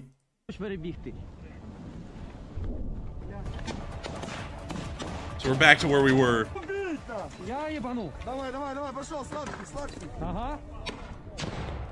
I'm going to be muting that. But we can see them firing grenades into the distance because the, music's copyrighted and everything. Doesn't Shaq have a chicken place now? Yeah. Shaq's got a chicken place. Great chicken place. Like Papa John's, but better. Shaq's a great guy. But let's see here. Let's see here. You know, if Shaq hasn't used the term Shaq attack yet, he needs to go ahead and put a copyright on that. Yeah. Watch out, Shaq attack.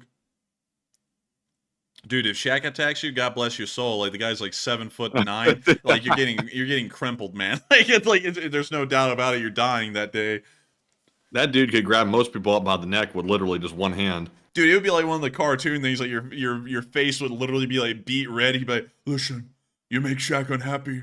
just Fix what you did. Make Shaq happy. and they just chopped you. And you gotta go do whatever. He's just gonna if you tried to hold Shaq at gunpoint, he would grab the gun from you and just bend it in his hands and hand it back to you and go, Here you go. that would just be it. But we can see this guy right here. He's talking about what they were doing in the area.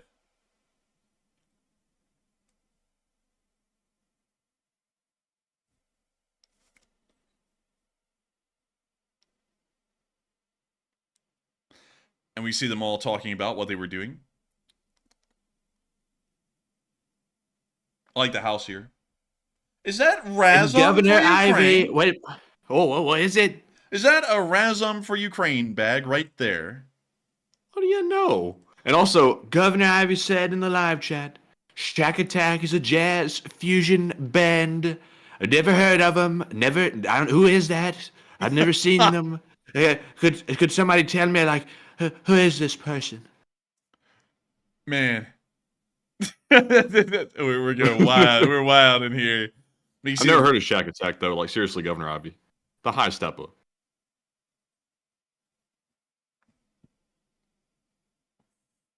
We see one of the tanks firing onto the Russians in the area.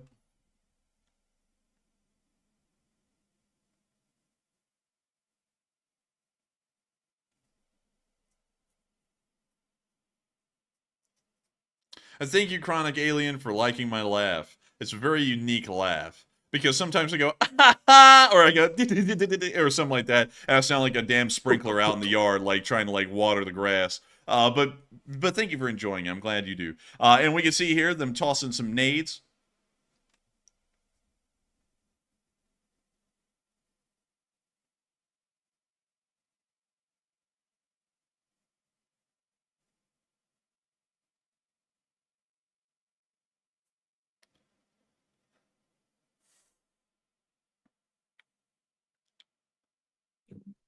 And we see them looking into a burning house here. We see them looking around. It looks like maybe they took some gunfire right there. They're lobbing a nade around the corner.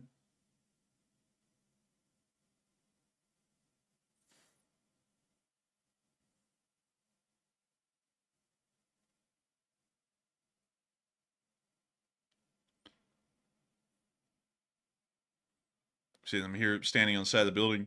While they're standing here coming up with a strategy, the Russians are over there yelling, "To group! To group!" And right to the Ukrainian rifle fire right there. You know, it seems like the Russians have really adapted that training concept well, because every time you see the Russians, they're always getting smacked in to group, to group. They're getting put down in to group, to group. And you see here this Ukrainian soldier setting up in the rubble.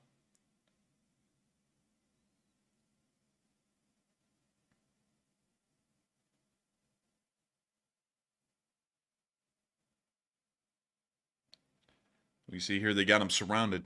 It's like the FBI up in here.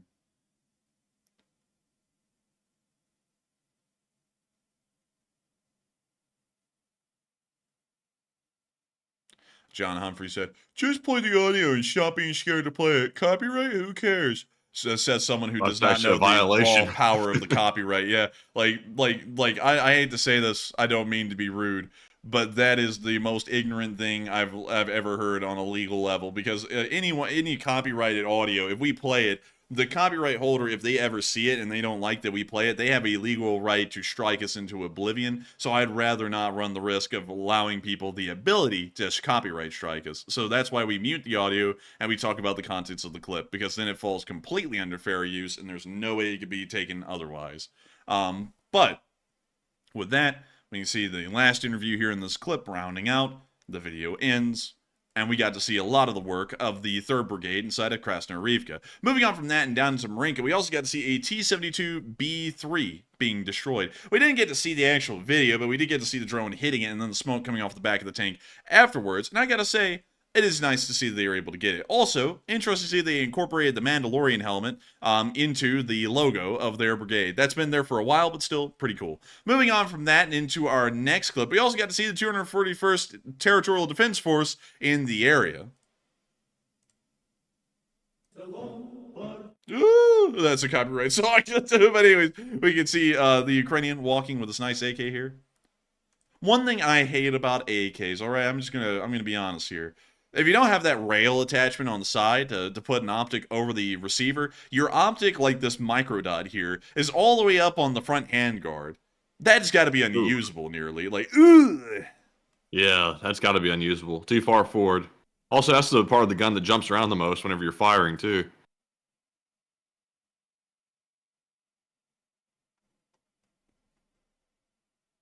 And also, Hokey Redneck came up with a solution. He was like, you could buy the license. The licenses are mental. I have looked into trying to get licenses before, and sometimes they're thousands of dollars just for a one-time use license. It's Hokey said it was only like a $250 or $300. So I was asking him, I said, who's the licensor or licensee or whatever you call it on that? Because I'd like to look into it. Yeah. And I would like to look at that too. Like, that would be cool if we could. But with that, we are going to move on from that little clip near Marinka and down all the way through the southern front, because nothing happened down here today. There was really no frontline action, no frontline activity. Things were all quiet on the western front, literally, by no stretch of the imagination trying to make that quote fit. This is the western front of Ukraine, and it was literally all quiet down here. So with that, we're now going to be moving on from the southern area of Ukraine and up to Kyiv to cover the speech from President Volodymyr Zelensky here on day 755 of the war. And so, without further ado, here is the speech. Speech! Give me speech. Give you the speech. Here is the speech the peach. Бажаю здоров'я, шановні українці, українки. Сьогодні черговий Рамштайн, зустріч країн, які підтримують нашу оборону, наш захист від російського терору. Це продуктивна зустріч, є результати. Міністр оборони України Умєров брав участь, чекаю його детальну доповідь. Зараз можна сказати кілька речей. Будуть нові оборонні пакети, зокрема дефіцитна артилерія. Нові держави приєднуються до чеської ініціативи із закупівлі боєприпасів. Дякую всім. Звичайно, залишається незмінним пріоритет щодо ППО, РЕП та дронів. Дякую всім країнам, які реально працюють, щоб цей наш пріоритет був наповнений відповідним змістом. Українські дрони вже дають сильні результати. І маємо значно зміцнити міжнародний компонент співпраці. Фронт повинен відчути наше посилення щодо дронів. Я вдячний усім учасникам Рамштайну і Сполученим Штатам, міністру Остіну за лідерство. Також хочу сьогодні відзначити Німеччину за анонсований оборонний пакет – 500 мільярда євро. Артилерія та бронетехніка. Ми дуже цінуємо німецький внесок в захист українських життів і нашої незалежності. Провів нараду щодо нашої міжнародної роботи в березні-квітні. Готуються до підписання нові безпекові угоди з партнерами. Будуть і нові юридичні кроки для притягнення до відповідальності російських воєнних злочинців. Важливо, щоб цей рух до справедливості мав постійну енергію, постійне посилення. Я вдячний кожному в команді нашої держави та в усіх міжнародних інституціях, хто заради цього працює, заради справедливості. Російська держава, її керівництво та кожен воєнний злочинець повинні відповідати за все, що вони роблять, і, зокрема, відповідати саме в юридичній площині. Світ повинен бачити, як міжнародна юстиція працює у відповідь на агресію і терор. Лише один приклад зараз. Сумщина, наш регіон, який межує з російською територією. І це постійні російські спроби заведення ДРГ, постійні терористичні обстріли та удари. Наші прикордонні села російська армія намагається просто спалити до руїн. Лише від початку цього березня і по сьогодні російська авіація скинула лише на громади Сумщини вже майже 200 керованих бомб. Просто по селах, по містах, по цивільній інфраструктурі. Очевидна необхідність для України посилити нашу ППО таким чином, щоб унеможливити цей терор на Сумщині, на нашій Чернігівщині, Харківщині, в Донецькій області, на Луганщині, в південних наших регіонах, всюди, де це потрібно. Відповідні системи є у партнерів. Максимальне прискорення потрібне. І щодо F-16 також. Я дякую всім, хто допомагає. Важливо, щоб великі країни, які мають необхідну зброю, дійсно були великими у захисті життя. Не тримали цю зброю десь там на складах чи зберіганні, а щоб патріоти та все інше реально працювало для порятунку життів людей. Хочу відзначити сьогодні воїнів нашої Державної прикордонної служби України. Всі, хто знищує російських диверсантів, знищує їхні дрони, допомагає людям в прикордонних громадах України. Зокрема, відзначу воїнів Сумського загону, головний сержант Антон Шеремет, який разом з побратимами нещодавно відбив атаку російських ДРГ. Дякую за хоробрість. Старший сержант Юрій Васильєв та капітан Руслан Кравченко, дякую вам, хлопці, за допомогу місцевим під час обстрілів з території Росії. Також Чернігівський прикордонний загін, сержант Володимир Ігнатенко та старший сержант Юрій Павленко. Хлопці протидіють російським безпілотникам, захищають наших людей від ударів окупанта. Також Харківський прикордонний загін, старший солдат Владислав Байдуков, головний сержант Владислав Гуренко. Дякую за ефективність вам, хлопці. І також відзначу прикордонників бригади гвардії наступу «Сталевий кордон», які із іншими підрозділами Сил оборони разом б'ються на фронті і охороняють наш державний кордон. Особливо заслуговують на нашу вдячність цими тижнями старший солдат Роман Дубовський та сержанти Олег Кислий і Владислав Якименко, а також штаб-сержант Євген Дорошенко. Дякую вам, воїни, та усім вашим побратимам. Ще одне. Говорив сьогодні з президентом Європейської ради Шарлем Мішелем і про оборонну підтримку нашої держави, і про відносини з Євросоюзом, з державами-членами. Готуємось до засідання Європейської ради і до важливих європейських рішень цього року, економічних, зокрема щодо продовження лібералізації торгівлі України з Євросоюзом. Це один із життєво важливих елементів нашої стійкості у час захисту від російської агресії. І політичні рішення теж готуємо. Зокрема, для нас в Україні та для усієї Європи принципово, щоб реальні переговори щодо членства України почались в червні без затримок. І це буде правильний політичний сигнал, що Європа достатньо міцна і точно не піддасться російському тиску. Дякую всім світі, хто нам допомагає. Слава усім нашим людям, які б'ються і працюють заради України. Слава Україні! And Heroam Slava.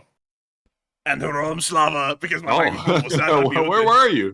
My microphone was not unmuted.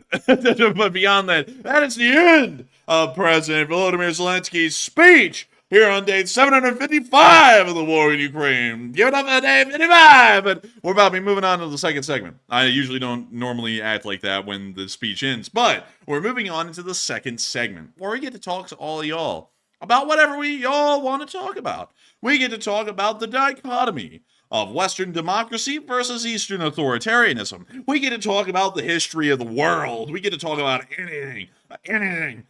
Literally, if y'all want to talk about it, we will talk about it during this segment. But before we do, there are a couple of things that I have to say before we even get into talking to all of y'all. First, I have to thank all of y'all for coming onto this channel and watching tonight. At the peak, there was 9.7 thousand people here tonight at one time. Once again, a record-breaking stream as far as the amount of live viewers there has been over the past, well, really over this entire calendar year so far. That is unbelievable that so many of y'all were here tonight, and we are entirely honored that y'all found this channel to be the place that y'all can get reliable, resourceful news. It's absolutely incredible that we've been able to provide that to y'all tonight. And not only that, not just tonight here on this live stream, but about 6 hours earlier in the middle of the day, we were able to put out a video that a lot of y'all really enjoyed. And crazily enough, while a lot of y'all have enjoyed it, YouTube has told us that it is the worst performing video, second to last, that we have made. Although it's gotten 110,000 views. So the channel has really reached a lot of new people, and a lot of people have been enjoying it. It's pretty much what I'm trying to say. It was a very good video, very well researched as usual, but it absolutely blew Matthew and me away today that amount of viewership nowadays in this channel is considered a bad video by YouTube. And it's not considered even average, like, you know, number 5 or something like that. Because Matthew and me were talking about that before the stream. We were like, this video has gotten this many views, and they're saying that it's numbered 9 out of 10 because all the videos that we've made prior have done so well that this video is now considered not doing that great. If this video had come out just 3 weeks ago, it would have been the best video we had ever made out of the past 10 that we had uploaded. And so yeah, that used to be one of our best ones, like you said. Like now though, it's like YouTube's like telling us, not good. I'm like, what? I'm like, you tell me because we got some higher views on like 5 or 6 last videos we've had. Like now they're holding us to like a new higher standard now. So I hope that doesn't hurt us in the algorithm any if the videos don't like maintain that huge viewership all the time. Yeah, hopefully not. And also, another thing that's been crazy is that, like yesterday, when we surpassed... Let me see what we surpassed yesterday, because... Yeah, we went from 172,000 subscribers to 173,000 subscribers yesterday. Now, today, we've already made it up to 174,000 subscribers. We're gaining about 1,000 per day. And I've got to thank all of the new Lee Spring Army members, all of the new subscribers of the channel that have now joined. Y'all are going to absolutely enjoy it here. Absolutely love this place. It's an incredible channel. I'm not biased. Well, I kind of am really biased because I run the channel, but the community is absolutely incredible. And I hope that y'all find a lot of friends here, and I hope y'all are here to stay. But I just wanted to say all of that before we get into this question segment. And of course, one final thing. And I have to make sure to put this out there because there may be some of y'all who are trying to hold out until the end. But in between the last plug that we made for the LSA flag and now, there are very few left. Because we have a cap where we just said we cannot do more flags than this. and we are actually wildly close to that cap right now. From the last plug, we have gotten to where there is probably only a few dozen left from what I know, because Matthew's the one actually running the number side of things. I think there's only a few dozen left that we are going to be able to get out before we pretty much sail out. So if y'all It's want about one, 50 or so, roughly, a little under 50. yeah, so if y'all want one, tonight might be the night to get it, because I think that these things are actually going to run out either during the stream right now or in between now and tomorrow's stream. I have absolutely no idea. But I've also have to say, and also real quick, by the way, I had to go and figure out today, one of the things I was tasked with during the middle of the day that I had to do is I got a support email from one of the viewers, and they said that they did not have a credit card to use to get the flag. So they're like, if you had PayPal or this payment method called Ideal, which is like some kind of European payment method that I'm really not familiar with, then I could have gotten one. So I went on there today just for that one viewer and went through there and set up PayPal for the entire store and got it working. So they're able to get one. And I saw the bearded atheist saying in the live chat, if you had PayPal on the checkout on the store, then I could have gotten one. It's on there now as of about 2 o'clock CST today. PayPal's on the store. So it's set up for that and also into the future as well. and so with that, I hope that does address that quite well, at least as best we can. And it's time for us to, of course, once again, look at this beautiful LSA flag. Once again, incredible flag, high quality, incredibly designed by Torosor himself, the Betsy Ross of the Lee Spring Army. Each one of them is hand signed by me. My wrist will hurt. Owie, owie, owie. Oh, ow, ow, ow, ow, ow. But beyond that, make sure to get your flag. You'll absolutely love it, especially if you're an LSA member, because these are going to be the only flags in the history of the entire channel that are hand signed by me, each and every one of them. Beyond this, when we do limited edition drops for other LSA flags, probably the exact same LSA flag in the future will be dropped, probably annually on LSA week.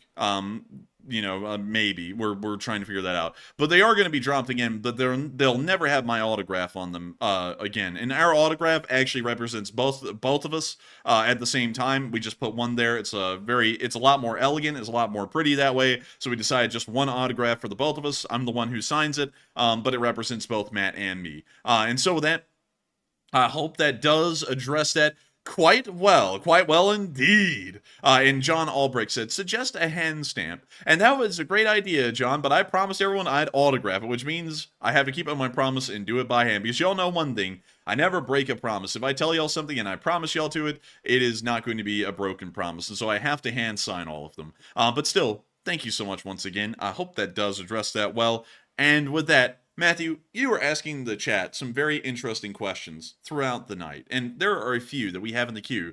Tell us, what were the questions that you asked, and most importantly, what were the answers? All right, so the last question we have here says, Russia says if NATO troops are found in Ukraine, like if they come across some and they're like, hey, there's a NATO troop, then they'll be a priority target. They'll hit them before they hit the Ukrainians. That's what the Russians said. And what are your thoughts about that Russian statement? 51% said Russia is simply talking, it's an empty threat, and that's the most popular option. And 35% said Russia would 100% target the NATO troops first in Ukraine, and 9% said it depends on the details. And on this one, I got to be perfectly honest with you.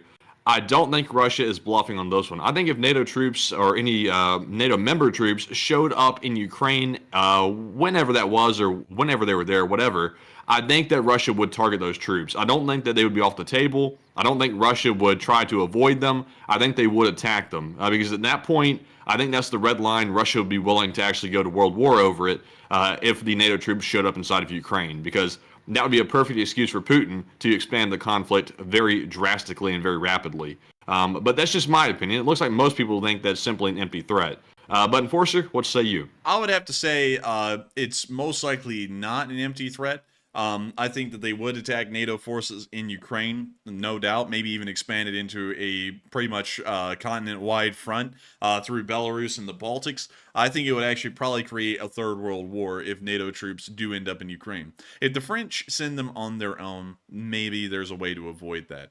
But I still feel like the chances are high even then that it probably will create a world war pretty much in between NATO and the CSTO, which is the Russian version of NATO that includes Belarus and I think like one or two other countries. But with that, I hope that does address that quite well indeed. And with that, we are on to the next one. All right. And also, I saw a Little Bear saying in the live chat, they said, Matt, when you said PayPal was coming soon a few days ago, I thought it was the same as saying the check was in the mail, and also well done. And I do follow through with my stuff. Like, I put down my reminders task list, and I had that on the task for today. And it was actually more complicated than I thought. We had to go through and set up an entire business account and everything for it. And it took about 2 to 3 hours to get PayPal onto the site and also make sure it's integrated properly.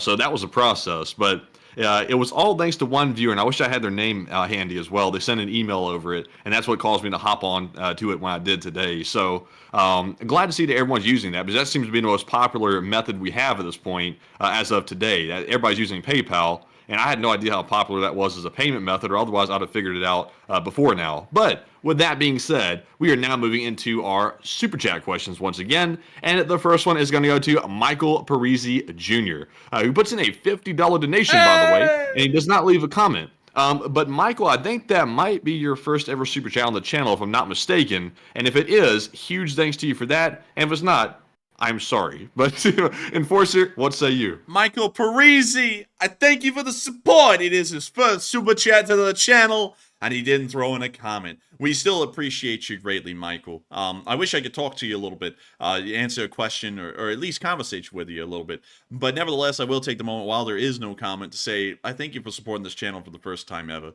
It blows us away when people appreciate this channel enough to support it, because you don't have to unless you want to. And folks like you, Michael, who have decided that the channel is actually worthwhile to support, help us to keep this thing running and help it to be possible. And I can't tell you enough how appreciative we are and how humbled we are to know that so many people find this channel that worthwhile, like you, Michael. And I thank you so much once again for support. I thank you for your first Super Chat ever, and I thank you once again for being a part of this Lee Spring Army and helping us to keep the flag flying, literally now, because the flag will literally be flying over many different areas of the world here in the near future. And I thank you so much once again for the support. And with that, we are on to the next one. And the next one is going to another channel legend. It's Hal Rose. He throws in a $33 donation. And hey, Hal Rose, he says, Enforcer Matt, the video showing a Western tank being snatched shows why the special vehicles number has begun to climb. And Slav Ukraine. And Slav Ukraini. And thank you so much for the support, Hal Rose, channel legend, absolute G. And I got to thank you so much once again for helping this channel to keep running. Now, to answer that, yes, that is quite true. It is showing why the special equipment vehicle numbers are rising. Because, Matthew, those are what the Bobcat skid steers are in the Casualty report, are recovery vehicles like those we saw in that clip. Indeed, it is. It's Yes. not a real skid steer, but it's close enough to a Bobcat. It's close enough, close enough. And that is why the number is rising. And I think the Russians are continuing to see that number rise because they're going to keep on trying to get these Leopard 2s out of the battlefield. That's what I think. And so with that, thank you so much once again for the incredible support, Hal Rose, and helping this channel to keep on running, because folks like you help to make this thing possible. And so thank you so much once again. I hope that does address that quite well indeed. And with that, Slav Ukraine, and we are on to the next move. Thank you also for being a channel legend, and not only that, being a massive help in the Sunday night fundraiser just 2 days ago. And with that, we are on to the next one. All right, and up next we have a $20 super chat from Say What, who is a channel legend, of course, and we also have a 20 from BC Skyman, another channel legend. We have two big channel legends right here throwing in very generous support, and no comments from either one of them, but thank you very much for that support. And Enforcer, what say you? And I got to say huge thanks to Say What, and also BC Skyman, who are incredible channel legends. BC Skyman is an old guard of the old guards, almost always here, unless if he's on a hunting trip. BC Skyman is an absolute legend of the channel, and I gotta thank you so much for supporting the channel again tonight and helping this thing to keep running. You didn't throw in a comment, but I know what your comment would be, and to that, I thank you. Also, to say huge thanks to Say What as well, who is an incredible viewer of the channel as well. Old guard, just like BC Skyman. I know what you would have said as well. That's why there's no comment there, because you just know. We just know what you'd say, so you're like, yeah, whatever. But beyond that, he put in a super sticker saying, "You are amazing," and it's the dancing pair. The dancing pair again. A legend of the channel in its own right. And I gotta thank you so much once again, Say What, for the support and helping this channel to keep on running, because you helped this night's news to be possible. If it wasn't for folks like you, we wouldn't be able to be here every single day. And so once again, I thank you and BC Skyman for the support. Y'all are both incredible viewers and help us to make this thing possible daily. And with that, we are on to the next one. All right, and our next one is going to go to Blue Flam 777 LSA, the channel legend who puts in a $50 donation. He says, a man walks into a lawyer's office and asks, how much for a consultation? And he says, 3 questions for $150. Kind of steep, isn't it? Yeah. Now, what's your last question? Oh. LSA question to the chat. Oh. And then the attorney, well, we won't go down that route. But beyond that, I got to thank you so much for the incredible support, Blue Flam 777. One thing I do have to say, though, and I'm very happy about this, is that when we were in law school, we couldn't take rips at like the legal profession, or anything attached to the legal profession, because that's unethical, which I find to be a little silly, but beyond that, and not going down that rabbit hole too much, because to be quite honest, my short dip into the legal world was one that quickly filled me with the reality of what the legal world is. And while there's great people who are attorneys, the institution of attorneyship is not necessarily the greatest thing on earth. I would have to say that is a very accurate joke. And I have to thank you for the support and helping this channel to keep on running. And Blue Flam, it looks like you're putting a down deposit on some of them questions. So I guess. Actually, Matthew, you know what's funny is that the joke says 3 questions for $150. If you divide that by 3, that's $50. And he said a question to the chat, so he's actually paying for the last question to go to the chat. Hey, sure is. Yeah, that's actually man, really smart. Yeah, that was really funny. Really smart, Blue Flam. Really, really smart. And Matthew, let's get that live chat question so that way we can get that last question for Blue Flam. And the live chat question, honored by Blue Flam 777, goes to Geek Hippie, who says, have ammo from the Czechs arrived in Ukraine? Ammo from the Czechs. It has not arrived yet. The Czechs have been able to acquire the funds, and I think they're going through acquisitions right now, purchasing the shells and then transporting them to their storage sites. But I don't think the shells have made it into Ukraine yet, from what I can understand.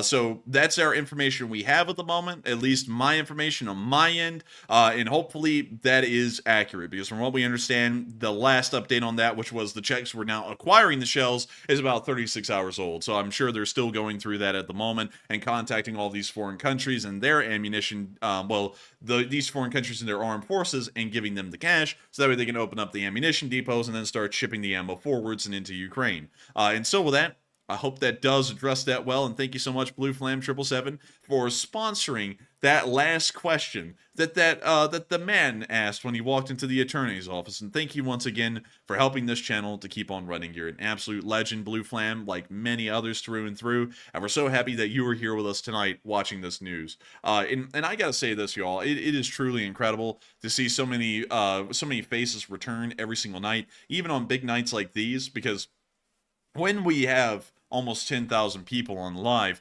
one thing that always concerns me a little bit is that there may be so many people here that the people who've been here forever may get buried in the crowd of brand new people. And somehow, some way, the old guards always still shine through, and we get to see y'all here every night. I'm always so happy about that, because now with the channel rapidly growing, I've watched like 1 or 2 other videos from other YouTubers who talked about how they rapidly grew and how their community got harder and harder to actually deal with and talk to, because there was just so many of them that it was impossible to really deal with their entire community. And so that's one thing that I've been starting to get worried about recently, is it's like there's so many people here right now. Even right now in the question segment, there's 5.4 thousand people here, which usually would have been the peak of a stream like 3 weeks ago. And I'm always like, man, are people going to get buried in the chat? Because I'd hate that. I feel like I wasn't really getting to deal with the community, and we still get to deal with y'all, which is really nice. I like that. Somehow it works out. The LSA finds a way. And so with that, thank you so much once again for being here tonight, Blue Flam, and thank you once again for being a legend of the channel. And with that, we are on to the next one. And thank you once again. All right, and the next one goes to Cliff H, who puts in a $20 donation. And thank you very much, Cliff, for that support as well. And he requests Marmot time, please. He says, the Fly tries to gaslight Marmot that everything's under control around Belgorod. And this should be interesting. This should be interesting. You know, the Fly who typically takes on the persona of Hot Dog Man is excellent at gaslighting people, so this should be a good one. Aww, on, man. I'm Yeah. telling you what, there's nothing going on in Belgorod. If you're hearing anything about that, they're freaking lying. Shut the hell up! Oh, I don't even know where to go Hey, beyond that. Governor, have you ever thought about putting some sweet relish on that dog before you hand it over to me? Hot diggity dog. Can you make sure you make that hot dog right next time? I want my hot dog juicy. Wait, better yet. Aw, man. The Belgorod Oblast is doing as well as my channel. It's perfect. Aw, man. Not deteriorating at all. Aw, man. They're both enjoying, Governor! But beyond that, I hope that does address that question well. And I thank you so much for the support and helping this channel to keep on running. And also, Matty, I forgot that we had to do this. Hey, it's the Marmot! Oh my God, man. Hey! You shut my door again, man. I thought an earthquake was happening. Magnitude 5. Dude, it's the explosions going on in Belgorod. About to set off car alarms out here. But with that, I hope that does address that well. I hope that's what you were looking for. And I thank you so much once again for the support and helping this channel to keep running and allowing us to throw in a Marmot time. For new channel viewers, this Marmot here that you're looking at is a painting made in 1605 by Jacopi Lucetti. I believe Jacopi Lucetti. He was a French painter. Laguzzi.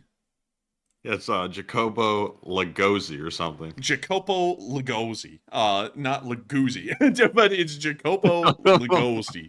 And he made this painting in 1605, and it's in the National Art Gallery or something like that. But we absolutely rip on this thing because this isn't what a marmot looks like. This is like a large rat. And so when we saw it on this channel a while ago, it was so funny that Matty and me almost pissed our pants live on air, and then it became a joke. So now people ask in like super chats and stuff for us to show this thing and then just come up with funny skits to make it talk and do things. And for some reason, I don't know why, and I'm giving you all the background I can. I don't know why, but the accent of the marmot is that of a Brexit geezer. I have no clue why we picked that. Like, no disrespect to any of the British folks who watch the channel. Love y'all. But we picked that for some reason. And then the fly down here, the fly is voiced by a loser YouTube channel that's pro-Russian in nature. And so that's where like the voices come from for the characters. That's why the marmot's even here. But beyond that, I thank you so much once again for support and allowing us to introduce a whole bunch of new Lee Spring Army viewers to this wonderful marmot, painted by none other than Jacopo Laguzzi. Oh, man. But anyways, with that, I like how you said that part about the fly. Well, like it's like the end of the movie credits or something. And the fly was voiced by some loser YouTube guy. I don't know who he really is, but he makes hot dogs for a living. He's like, that was so good, like good delivery. Well, thank you for that. Thank you very much, Governor. But anyways, with Encore. Encore? It's just no, man, no. We can't do that. We can't do that. But I'm sure time will come, Matthew. I'm sure there's another hit piece baking up somewhere, Matthew, and then we'll have our time. But with that, thank you, Cliff H, once again for being a channel legend and being one of those people who just loves the channel and enjoys it. And I hope you enjoyed that little segment of the Marmot and the Fly to get Toad and Frog together again. And so, thank you once again. And with that, we are on to the next one. In our next super chat is going to go to Wubba, who is a channel legend. That is Wubba. He puts in a $20 donation. He says, a little light, sorry tonight, buying 1911 parts. And Wubba, every bit of support is appreciated. And also, I do sympathize with you buying 1911 parts. Those are quite pricey from what I understand. But the Enforcer knows more about that than me. So Enforcer, what say you? And I have to thank you so much, Wubba, for the support tonight. And I have to say, a $20 super chat is quite exorbitant, considering that you are buying 1911 parts. 1911s are not cheap, especially if you want a good one. And 1911s are just beautiful pistols. Not the modern ones. Not the modern ones. Only the classics. If you have a modern 1911, why? Why would you do that? These old, rusty 1911s right here. That's actually a very bad looking one. Let me go get a better look. Here we go. This is like a mint condition, US GI issued 1911. Not the 1911A1, just the 1911, the real OG. These things are incredible. 45 ACP, 7-round mag capacity. You're getting in a firefight with this baby. You can't get more ammo in a mag than that. It has double redundant safeties, a palm safety, and a real toggle safety. It has everything you could ever want. This thing is truly incredible. The gun of all guns, the gun that won 2 world wars, the gun that weighs enough that if you drop it on a Cadillac, it's taking it and the Cadillac to the center of the earth. This thing is truly the greatest pistol ever made on the surface of the earth.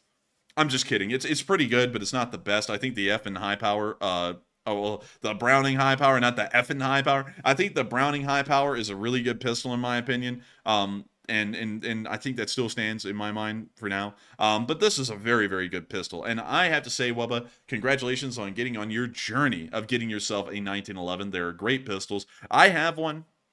It is a Thesis 1911, so it is the cheapest 1911 out there in the world. I think when we got it, it was like $340. So it was like, as far as 1911s go, y'all, context-wise, 1911s usually start at like $900 for a good one. So getting one for $350, like you're pretty much buying them at the grocery store at that point as a toy. But still, really neat pistol. Really like them. One day I hope to get a real 1911, a genuine 1911, but that's probably still a way good ways down the road. But still, thank you so much once again for the support, Wubba, and best wishes on your endeavor of making yourself a 1911. I hope it's one of the ones that actually has a frame that was a USGI frame that says United States property on it. Because, Matthew, that's how you find all the ones that were put into government service, is that they have stamped on the frame U.S. property or United States property, and that's how you know it was a government-issued pistol.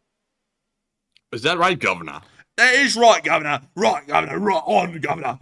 Just a cool little collector's fact, in case you all wanted to know if there was a real 1911. Because if you ever go up to a FUD, and they tell you, why, this boy right here is a real government pistol right here. This thing was used by the FBI. They're a liar, because this thing is not. This thing is not an FBI 1911 or a government issue 1911 at all. Those people are liars, and I want you to be able to spot those folks. So you're always looking for the right kind of markings, and you really have to do a good amount of research on the markings and make sure that they're not like fabrications or reproductions and all that. Usually the best thing is if it's a Colt 1911, you can usually get paperwork or ask for paperwork from the Colt Historical Archives, because Colt archived all of their gun sales from the beginning of time to now. So you can always go, if you have a Colt gun, and say, hey, here's the serial number and make of my pistol or my gun.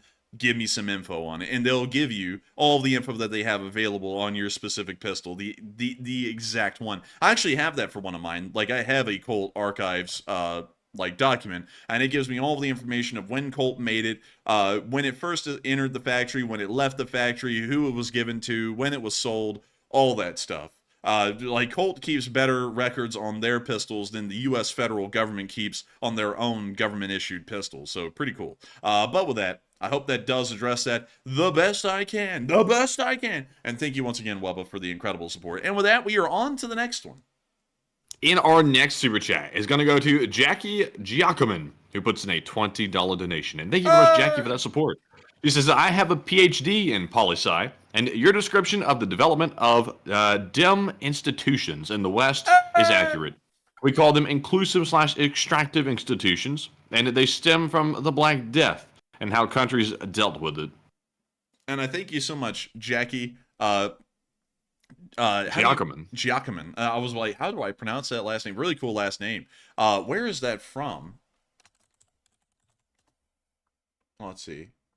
Well, I think it's Italian. Where's the degree from, or where's the name from? Where's the name from? No.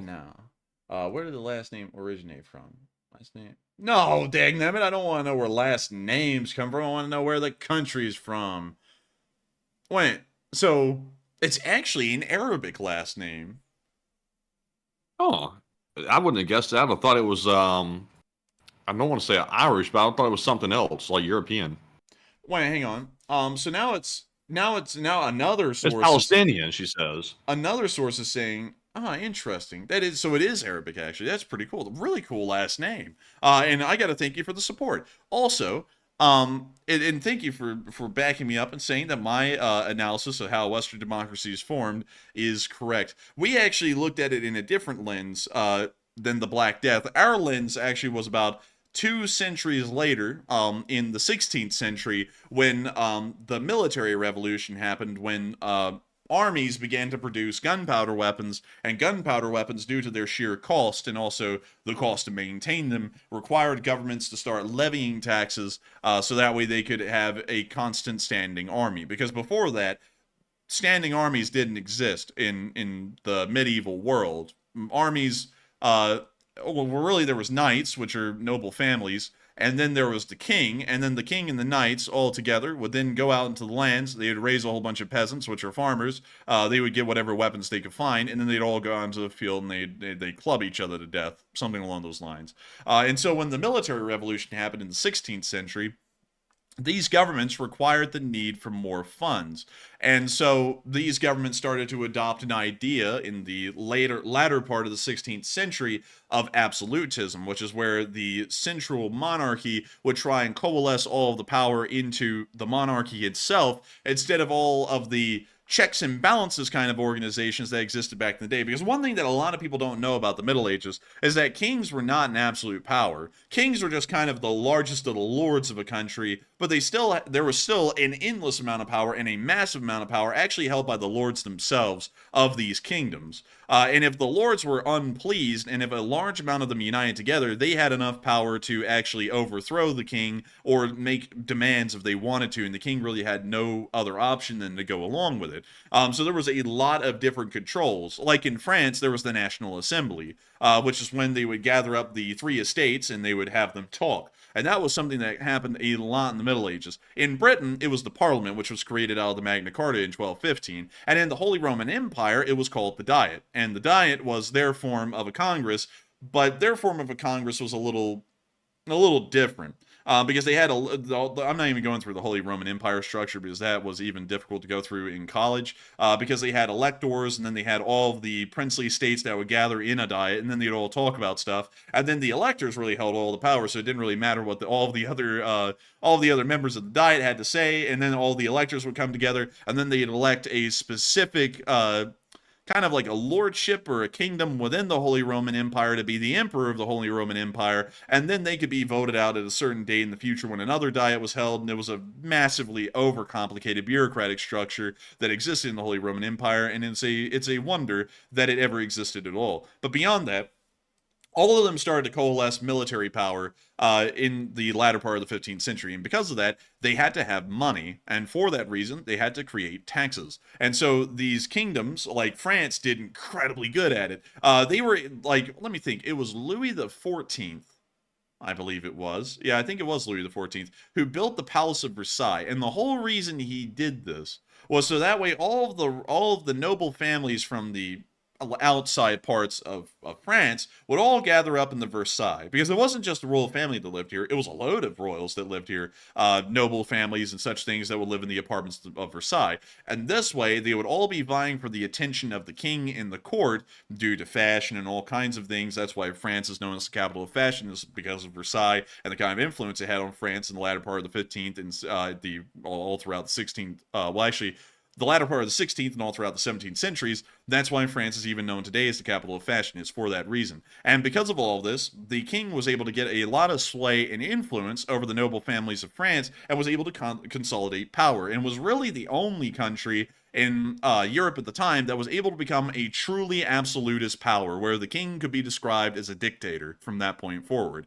England failed at it completely, because the way that Britain, I tried to explain this a little bit earlier, the way that Britain went about it, and the way that King Charles I went around trying to raise the funds to have a proper, real, modern fighting military, and to explain that, there was a thing called the 30 Years' War that happened in the Holy Roman Empire in the 1610s to the 1640s, I believe, called the 30 Years' War, because it lasted 30 years, and it ended up showing that there was a lot of changes in warfare that no one had really expected because of the bringing about of the pike and shot era. You got a little bit of a glimpse of that when Maurice of Orange defeated the Spanish in the Netherlands and created the Dutch country for like one of the first times in history.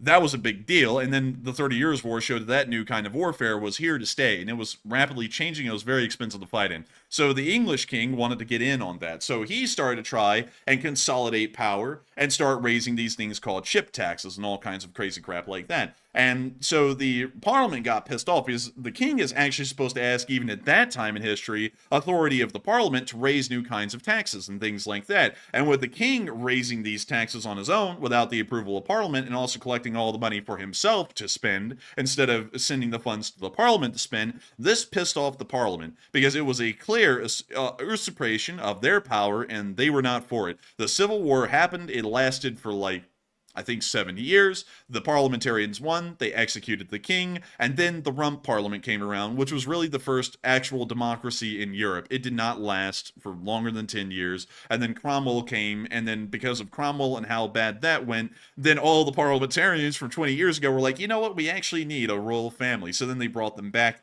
And that's why Britain still has a royal family now. But still, that was truly the first attempt at democracy. And that's the way we were taught when I was getting my history major, is that it wasn't necessarily the changes of the Black Death that really brought about this change of governance, which it certainly was a massive contribution, but it was really the military revolution of the mid-15th century that brought about that first instance, that first experiment of an actual democratic nation, which would have been the Kingdom of England during the time of the Rump Parliament for those 10 years. Because, you know, if y'all think that, if Americans think that taxation without representation was a outrage just in early American history and it was a new idea then, taxation without representation has always been an issue throughout all of history. And it's one of the things that leads to conflict the most, is how money is distributed inside of a country, and also where that money is going.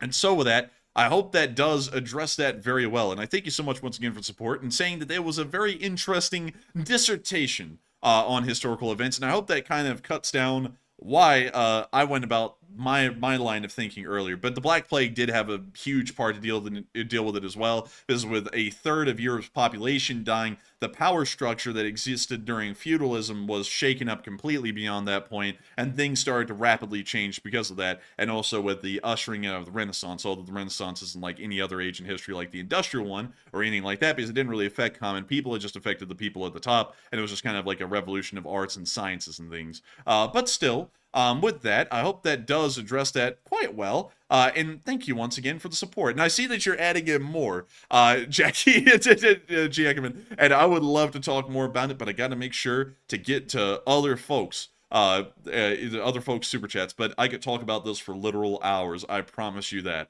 But still, thank you so much once again for supporting this channel and helping us keep it running. And I hope that I get to talk about this more in the future, Jackie. Thank you so much once again. And with that, we are on to the next one. In our next super chat is going to go to Ingrid Zakan, who puts in a $20 donation. And Enforcer, tell me if I'm correct. I believe that is their first ever super chat of the channel. And let me go make sure to find it. Ingrid Zekin? Yes. That is, in fact, their first super chat ever. So, Ingrid Zakan, thank you very much for supporting the channel for the first time ever, and welcome to the LOC. And thank you for helping to keep our operation running, because it is the viewers, it is y'all, just like PBS, that keeps us running.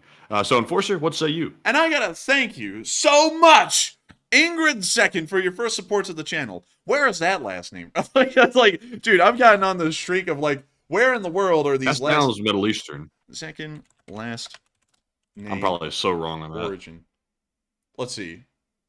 It's Slovenian. Cool. That is so cool. I'm striking out on these last names.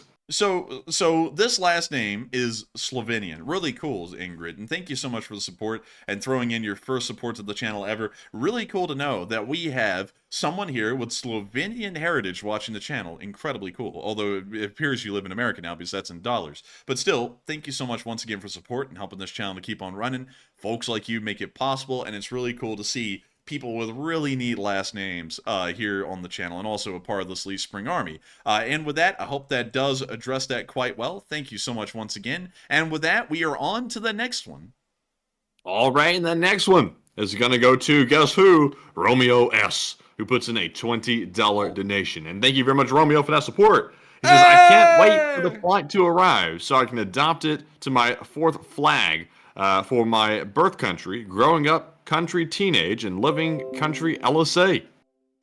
And thank you so much for the support, Romeo S. Channel Legend, throwing in their first super chat in the history of the channel. Thank you so much for that. That is incredible. And also, you're one of our British viewers up at like the crack of dawn over there watching this channel. And I gotta say, I can't wait for the plane to arrive. They'll be carrying your LSA flag signed here in the future, so that way you can fly the flag of the Lee Spring Army over the United Kingdom.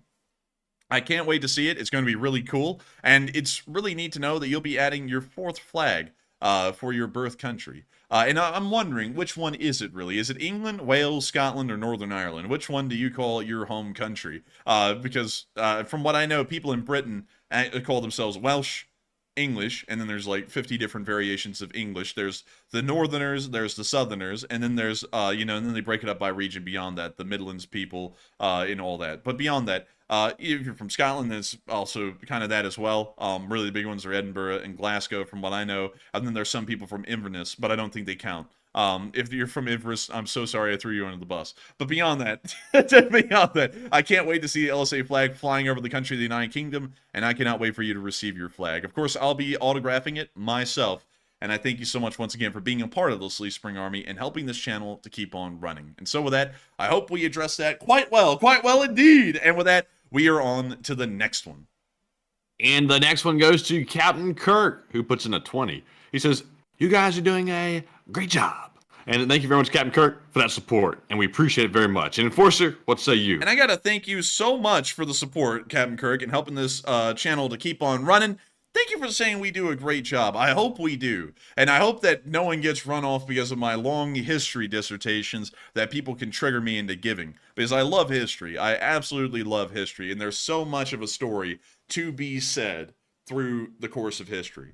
And a lot of people try and use history as a tool and a weapon of propaganda. Many people do. But I look at history as the story of a people who have gone through so many different trials and tribulations to get to the world we are in today, and are continuing to deal with the unbelievable challenges that mankind continues to have thrown its way, and the challenges that mankind throws itself its own way, and continues to deal with them and overcome them in an endless story of perseverance and really triumphing against the odds. It's absolutely incredible to look at history through that kind of a lens, instead of a lens of trying to create a right and a wrong. It's more so just the story of how people tried to be as creative as they could be, dealing with the situations they had at hand through everything that's going on at any point in history.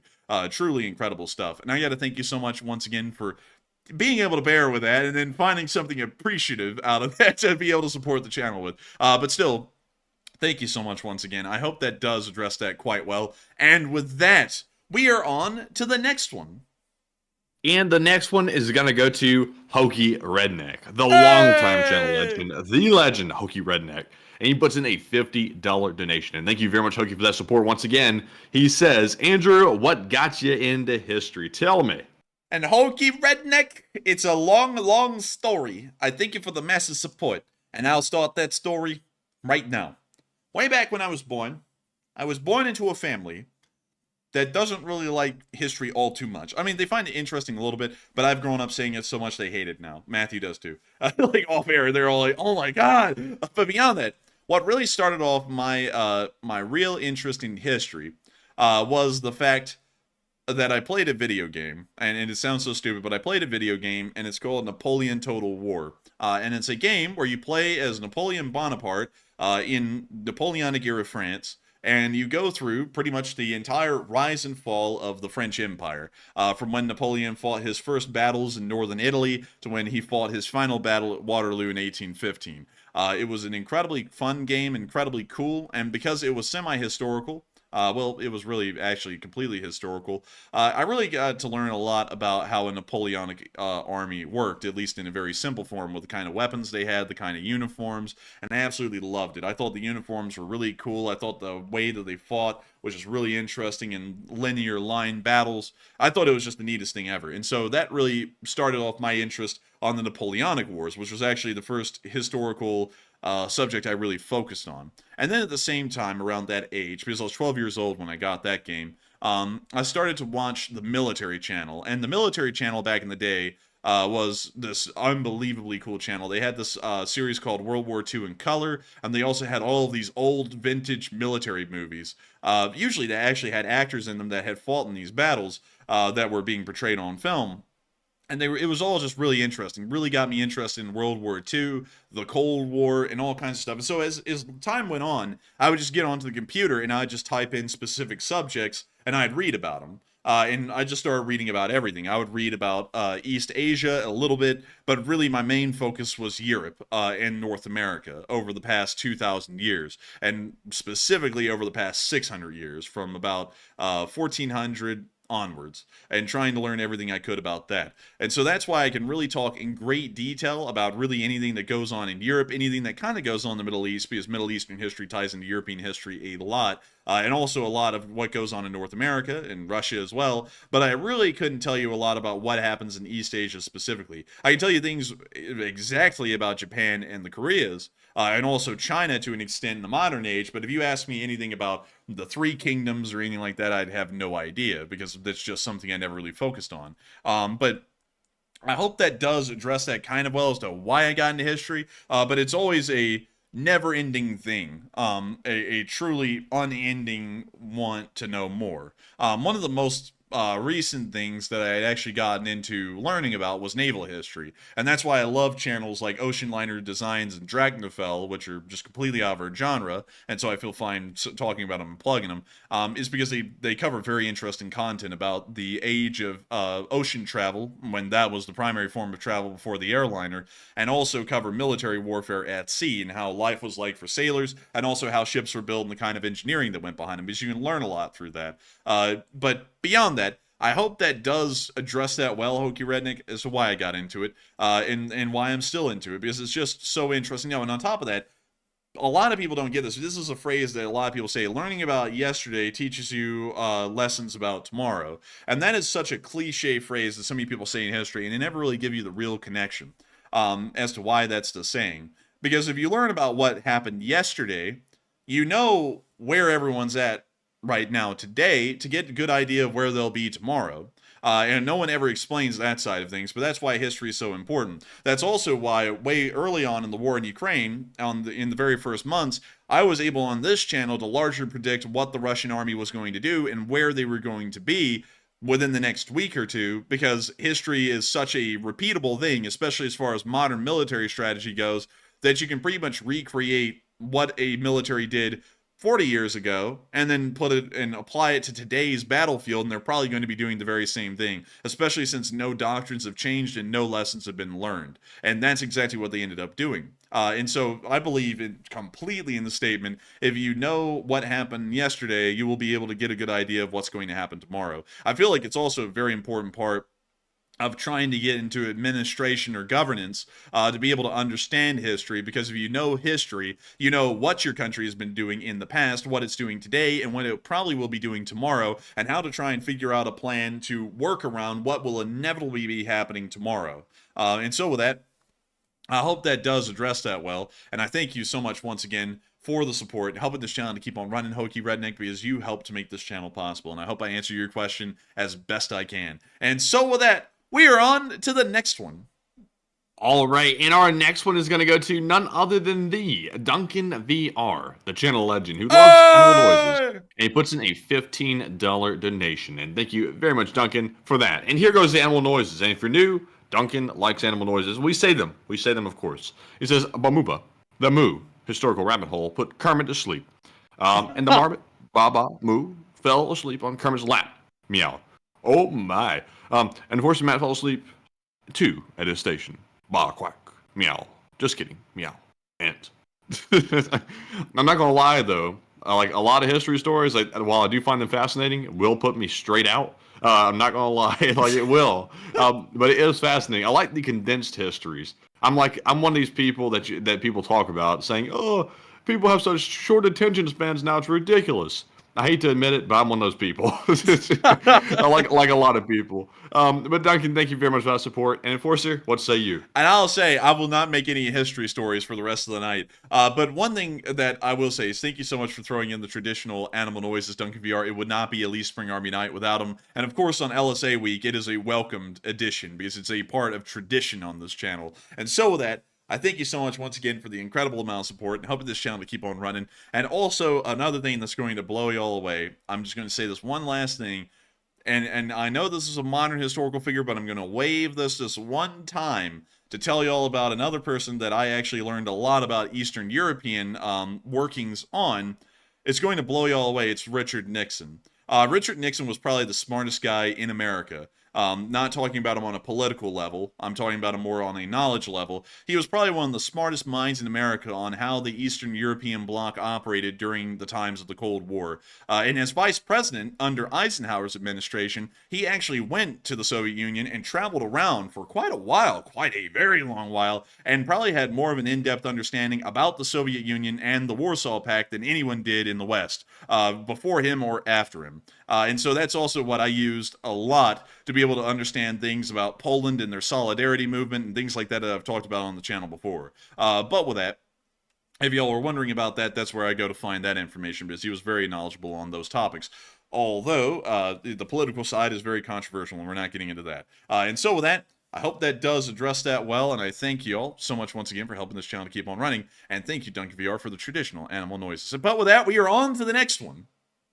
And the next one is going to go to, guess who? It's going to go to Rad Doctor, who puts in a $10 donation. And thank you very much, Rad Doctor, for that support. He says, what is your daily concealed carry? Do you carry a knife? Question mark. And what is your one go-to weapon for SHTF, end of the world? And starting with me, I daily carry a Glock 43X MOS, and I also daily carry a Microtech Ultratech knife. So like a switchblade out the front. Pretty menacing looking knife, and I got it for that reason. That's the only knife that I've ever really gotten that's of any quality, and it's probably going to be the only one because I don't really like putting a bunch of money into knives and stuff like that. And really, honestly, I don't really like putting a ton of money into guns either. I just have a couple of them. But the daily concealed carry, the Glock 43X, is one of the best guns I've ever had. Very compact and very nice. But Enforcer, what say you? To answer that question, I carry a Colt 1903 chambered in 32 ACP, an absolute classic of the gangster era, and also it is a very good concealed carry. They don't call it the pocket pistol for nothing. It can actually easily fit in your pocket. It still has a good amount of punching power behind it. But with that, I hope that does address that quite well. Thank you so much once again for the support and asking such an interesting question. And with that, we are on to the next one. And the next one goes to Notorious GRG, who puts in a 10. He's a channel legend as well, by the way.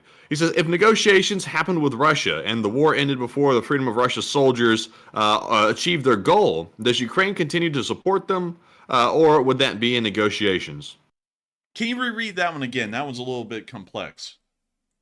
Notorious GRG said, if negotiations happened with Russia and the war ended before the Freedom of Russia soldiers achieved their goal, does Ukraine continue to support them, or would that be in negotiations? That would probably be included in the negotiations, hearing that a second go around, because the Free Russian Army is supported and pretty much operated by the Ukrainians. You know, whether people want to say that or not, they're not getting the tanks out of thin air. Those are Ukrainian tanks. And we also saw that the Ukrainians were assisting them with helicopter support at the very beginning of their operations. So I'm sure that that would be included in the negotiations, because the Russians wouldn't go, okay, we end the war, but Ukraine, you could still conduct a war in our country with Russian nationals that are against the Russian government. That would probably be included in the negotiations, that they would cut support to the FRA and allow them to be crushed by the Russians, or they would encourage them to come back into Ukraine, and those Russians would live in exile inside of Ukraine. And that's probably how that would go. And so with that, thank you so much once again, Notorious GRG, for the support and helping this channel to keep on running, because folks like you are an absolute legend. And with that, we are on to the next one. And the next one goes to Andy L., who puts in a $10 donation. And he says, do you think Russia will have a civil war? Russia is currently in a civil war at the moment, for kind of, sort of, but a real-on, full-on civil war that just comes from a split of the current Russian Federation's government, I'm considering that to be a little unlikely at the moment. But it's not out of the question. I would say there's maybe a 15% chance of it happening, but still quite minuscule in reality. And so with that, I hope that does address that well, and thank you so much once again for the support. And with that, we are on to the next one. And the next one goes to Robert Johnson, who puts in a 5 and says, very simply but strongly, Slava Ukraine. And Slava Ukraine. And thank you so much, Robert Johnson, for the support and helping this channel to keep on running. Folks like you make it possible. And of course, thank you once again. And with that, we are on to the next one. And the next one goes to Stray Cat 241, who puts in a 5 and says, cheers from California. And my occupation is union masonry construction, and I haven't been slow, or I would give more and watch every night, like hanging out with buds. And also, we like hanging out with you, Stray Cat. You're a channel legend, by the way. You've been around for a long time as well, and any support is greatly appreciated. It's all appreciated the same to me and the Enforcer. But Enforcer, what say you? And I have to say that it's greatly appreciated. And I gotta say, Stray Cat, you are a channel legend. You're a channel legend like many others. And it's perfectly fine that you cannot support more. We are happy for any support, just like Matthew said. We never want people to feel like their support is small or is minuscule or it's completely unimportant, because every little bit, even if it is $1, we appreciate that. That's why we recognize each and every one of y'all and thank y'all equally for y'all's support, because we're just happy that y'all find the channel worthwhile to support at all. And it's just really the thought that counts as far as that goes. And so thank you so much once again. And I gotta say, Stray Cat, you are one of the buds. You've been here for a while. It is like hanging out with the buds here on this channel. All 65,332 of y'all who have been on here so far. But with that, thank you so much once again. I hope that does address that quite well. And with that, we are on to the next one. All right, and the next one is going to go to Manchild, who puts in a $5 donation. And Manchild is an Alabama viewer. He lives in Birmingham, Alabama, which is super cool because that's where we're headquartered. And thank you very much, Manchild, for that support. He says, why do you think Putin is showing so much restraint regarding the partisan movements and attacks? He says, LSA and hi. And hello, and LSA, and Matthew, is that the one?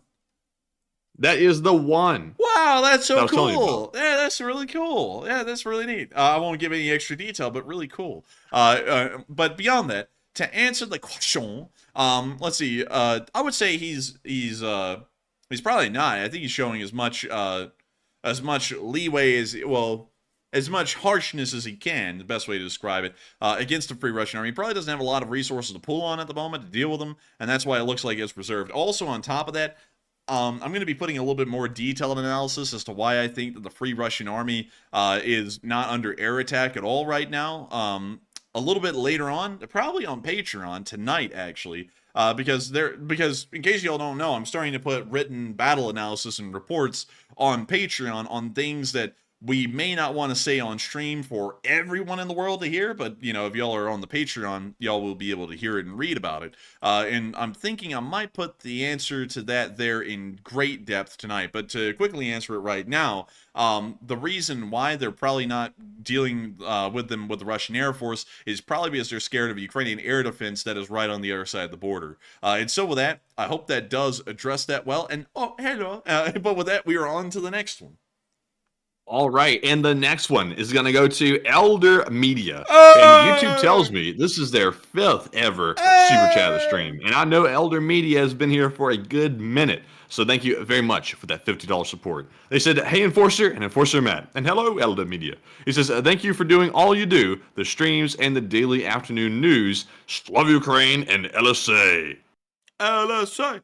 LSA, and hello to Elder Media, channel legend, and Old Guard as well. Thank you for throwing in your 5th super chat from the history of this channel, and thank you so much for enjoying what we do, the streams and the afternoon videos.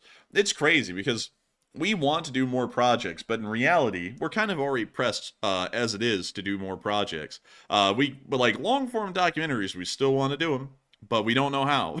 We have no idea how we're going to fit that in. Because Matthew is spending... We're swamped, really. Yeah, Matthew's spending all of his time in a day on doing merch store stuff. And then on most days, I'm doing video stuff and stream stuff. And then after that, and now I'm trying to do Patreon stuff after the stream and put that onto Patreon. So it is... Oh, no, man. My tasks have expanded well beyond just the merch store. Like, I still got the Twitter, which is a pretty good bit of work.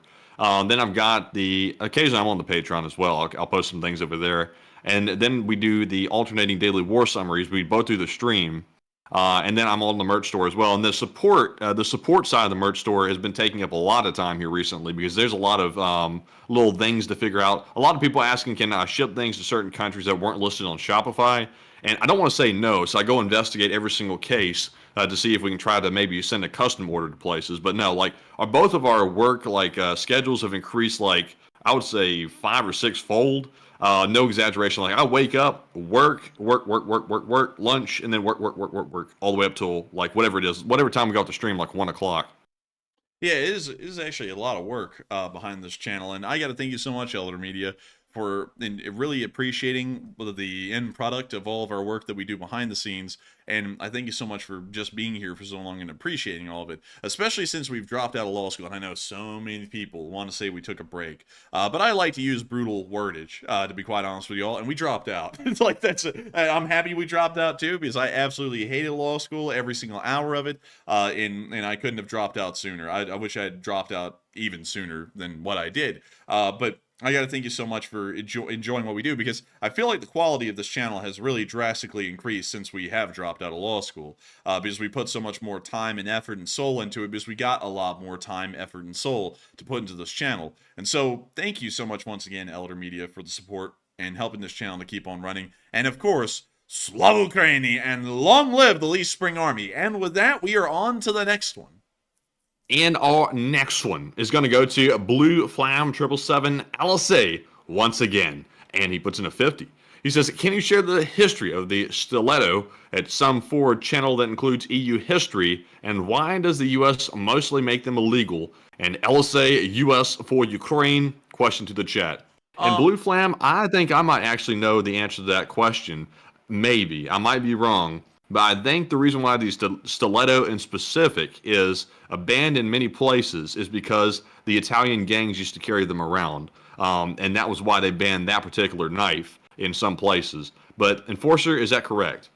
I to be honest with you, Matthew, I have no idea about knife history. Like knives and blades are a side of history that I have no idea on. But I can do a quick Google search and try and find out. So let's see. Let's see. As with it, off an offensive weapon, optimized for thrusting rather than cutting. The Italian-style switchblades' peculiar properties combined a switchblade's easy concealment with the ability to make a surprise offensive thrust in a deep wound capable of reaching vital organs. In use, the knife would normally be concealed from view in the palm with the blade in the closed position. When the target is within range, the blade is quickly opened as part of a continuing underhand thrust into the target's torso. The stiletto switchblade is still produced in Italy and many other countries, and now includes many derivative folding knife designs that incorporate the same basic stiletto or bayonet-style blade profile, including spring assist, non-locking, and lock blade variants. But let's see here. Why is it banned in America? That is the question that we have, and that's the question we want answered. And so let's see here. Why is the stiletto illegal? Why is the stiletto illegal? Is it scary? Let's see. This is earned. So, according to what I could find, the first answer is the blade flips out due to a button or other assistive means much faster than most knives that open with a nail nick or a thumb stud. This has earned it a classification as a quote-unquote dangerous knife in many states, thus leading to its ban or restriction. This short video shows how quickly a stiletto can be opened. But that's a little stupid in my opinion, because aren't all knives dangerous if you get stabbed with them? That's like saying a car is dangerous, this particular car, because you can get run over better with it. It's like, yeah, but if you get run over by a car, you're kind of dead already, aren't you? You know, like that's what I'm thinking. Yeah, that's true. The out the front knife that I've got, the Microtech, it's super fast. You've seen that one. Like that's very quick, and somehow that's legal, but like a stiletto is not. Yeah, that seems stupid to me. Yeah, I'm just not gonna lie. That seems stupid to ban a knife because it is able to flick out quickly. I mean, you know, I feel like a knife is dangerous whether the blade flicks out quickly or whether it's fixed in place, because I don't think human bodies were designed to be stabbed. You know, just my hot take of the day. So, you know, I feel like all of them are dangerous. Why ban that one? You might as well just ban all the knives at that point. So with that, I hope that does address that well. because I really have no other explanation for that. I guess that's the best one, is that people think it's dangerous, and we all know that that is always a massive motive for banning things, as they look dangerous. Although cars kill 36,000 people in America annually, and there's never any extra restrictions put on cars. In fact, they're making it easier for people to get on the road these days in literal drivable death machines, as compared to apparently a knife that has a blade that flicks out a little bit quicker. But with that, I hope that does address that well. And thank you so much once again for supporting and helping this channel to keep on running. But we will send the question to the chat. All right, and the question to the chat is going to go to Burke, who says, what is the difference between a Guardian and a Sentinel? The difference in between a Guardian and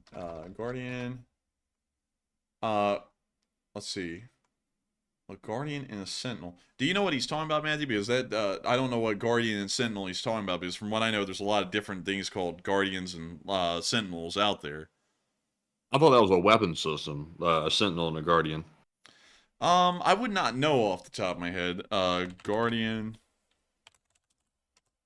Weapon. Let's see here.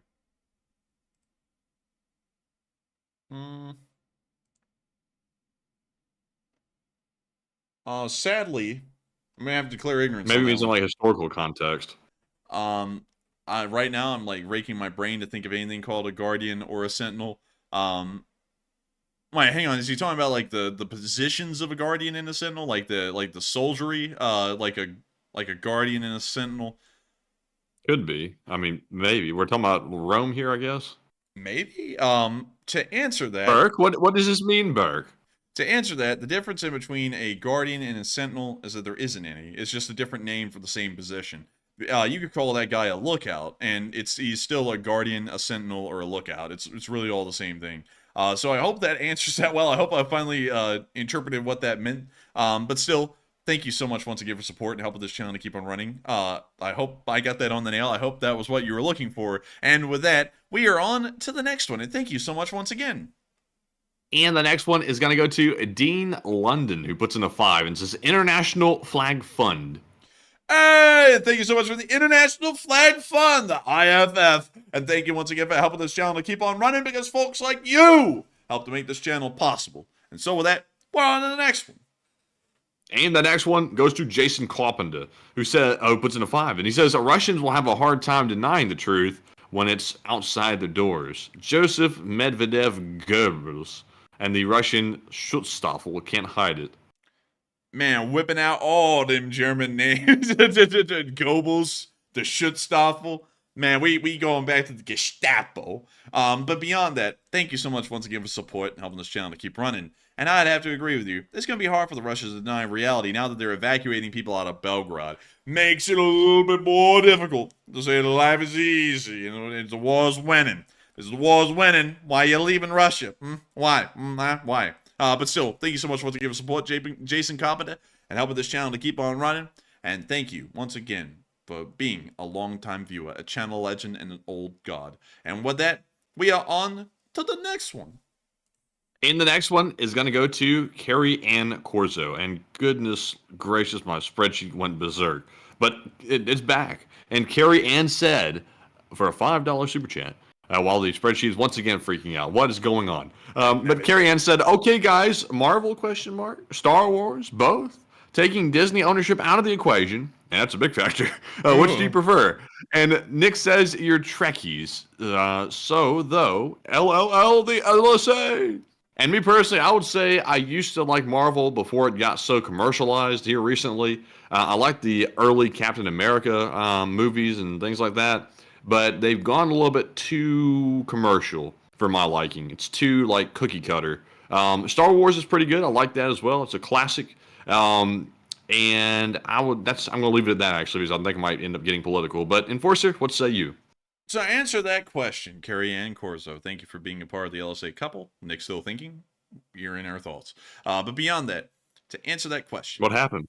Oh, what? Nothing happened. I'm just saying Carrie Ann Corzo's here. Oh. You know, the Nick still thinking, LSA couple. It sounded desperate. Oh, please help. But beyond that, to answer the question, it depends. It depends on Marvel before Disney bought it was not that great.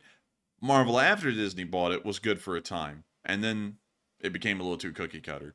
Because the thing with corporations like Disney is that they have a certain kind of an image that they want to project, and so they kind of start whitewashing everything that was really interesting about these series. They end up murdering them. And they did that really to Marvel and Star Wars over time. Like, Marvel became just raw stupidity to me by the end. Like, the whole plots, the writing, that kind of stuff. I was like, this is just lame. You know, like it was nice in the first Marvel movies because they were serious movies, but by the end, it felt like they were throwing in like a corny joke every 5 seconds. It's fine for us to do it, but it's not fine for a movie to do it, in my opinion.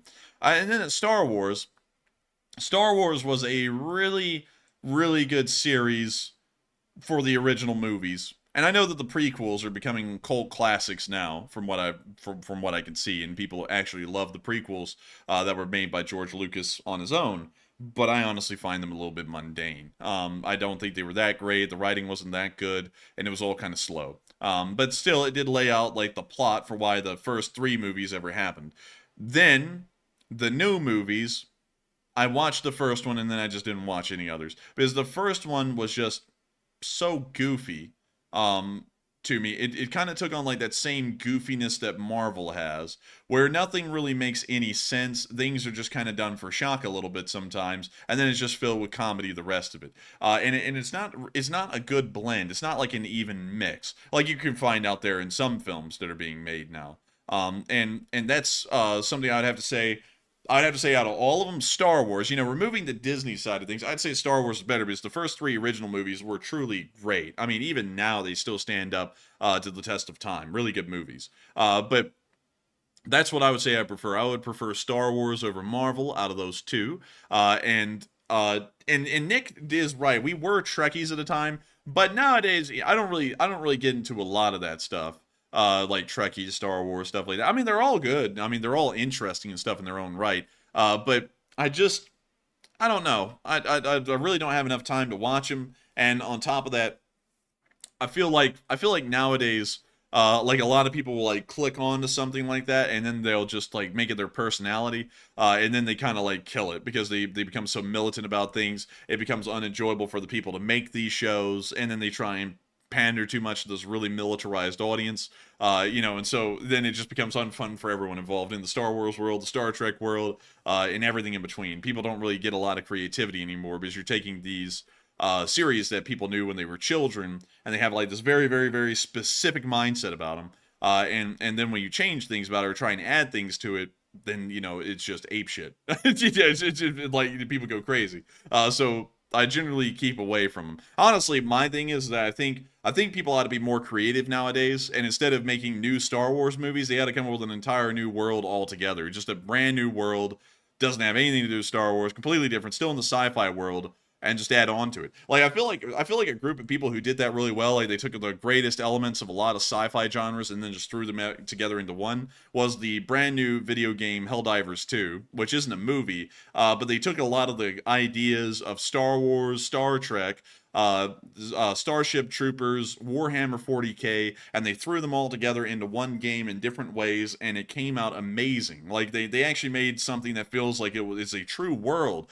Doesn't stick to it doesn't touch on like the modern political field. It doesn't try and do that. It just makes its own world that sits out there on its own, completely detached from everything.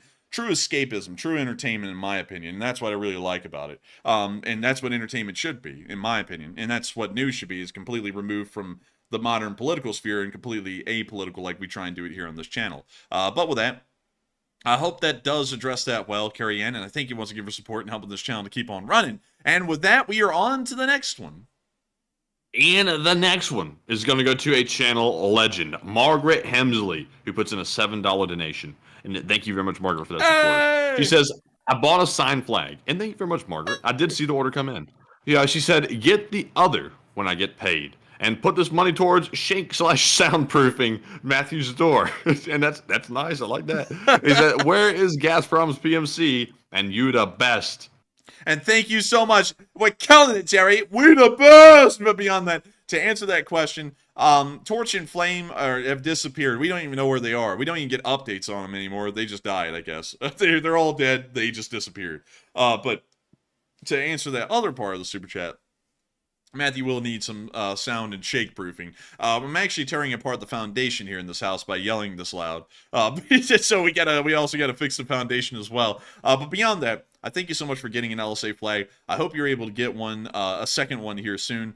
Because actually, based off of the order amount that we got tonight, we'll be very lucky to have enough orders left for tomorrow, to be able to even get into the stream tomorrow. We think we might actually sell out before the stream even begins tomorrow. So I hope that you are able to get one. And if not, hopefully we can figure out a way for you to get one. But still, thank you so much once again for support, Margaret. Thank you for being an absolute channel legend. Thank you for being our Western Australian viewer from Perth. And thank you so much once again for appreciating this channel, absolutely enjoying it, and throwing in some very thoughtful and kind comments our way. And so thank you once again. And we are on to the next one. All right, and the next one is going to go to Jonathan Scott, who puts in a 5 and says, Army Logistics Officer here. And do you have any insight into how the Freedom of Russia Legion are being resupplied? And they're burning a lot of ammo, and they're far from Ukraine. Great question. We do know that the Free Russian Army has made it pretty far from Ukraine in the Shebekino front. From what we know, they are probably up in the area of Maslova-Prestan, at least. So we would assume that that is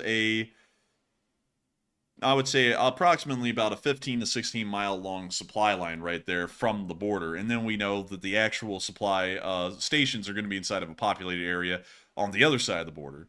And that actually...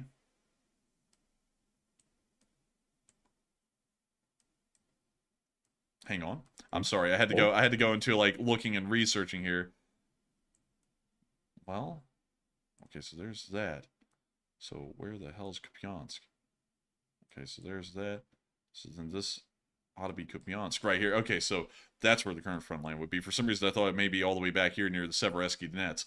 So they would be able to supply the forces going into Shebekino. I had to make sure.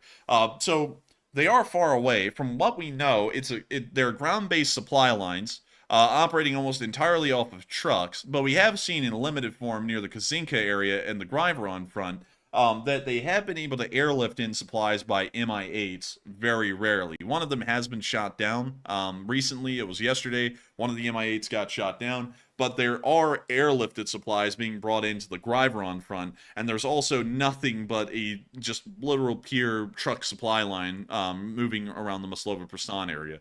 That's what we know at the moment as far as their supplies go. Beyond that, other fronts, like the one up at Tekkino and the one at Nekativka, are so close to the Ukrainian border, we've just believed that they rotate the squads off the line, move them into Ukraine again, resupply them there, and then move them back over from what we know.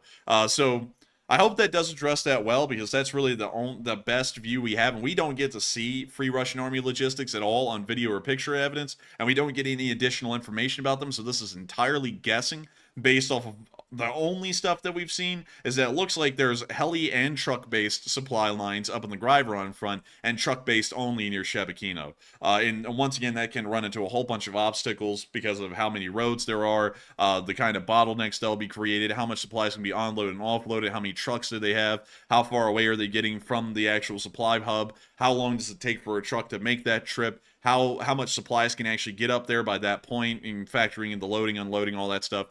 So I hope you can actually crunch numbers on that, because I haven't done the number crunching on the Shebekino front, which is going to be the most challenging of the two, because from what I know, the Free Russian Army has only made it into Griveron, and they have not moved up to Golovchino, so they are very close to the Ukrainian border there, so their supply line ought to not be that long on the western front, but in the eastern front, it has actually gotten very long, especially considering the amount of supplies that the rocket artillery are going to need, unless if they fire off the rocket artillery of Maslova-Prestan, drive it all the way down the highway into Ukraine, resupply, and then drive it back, which honestly, that may be more efficient and more safe for the rocket artillery than just resupplying them near Maslova-Prestan or in Shebekino. But with that, I hope that does address that well, at least the best extrapolation that I can get. And thank you so much for the support, and thank you for being a veteran that actually served and knows how the logistics works in depth. And so with that, thank you once again, and we are on to the next one.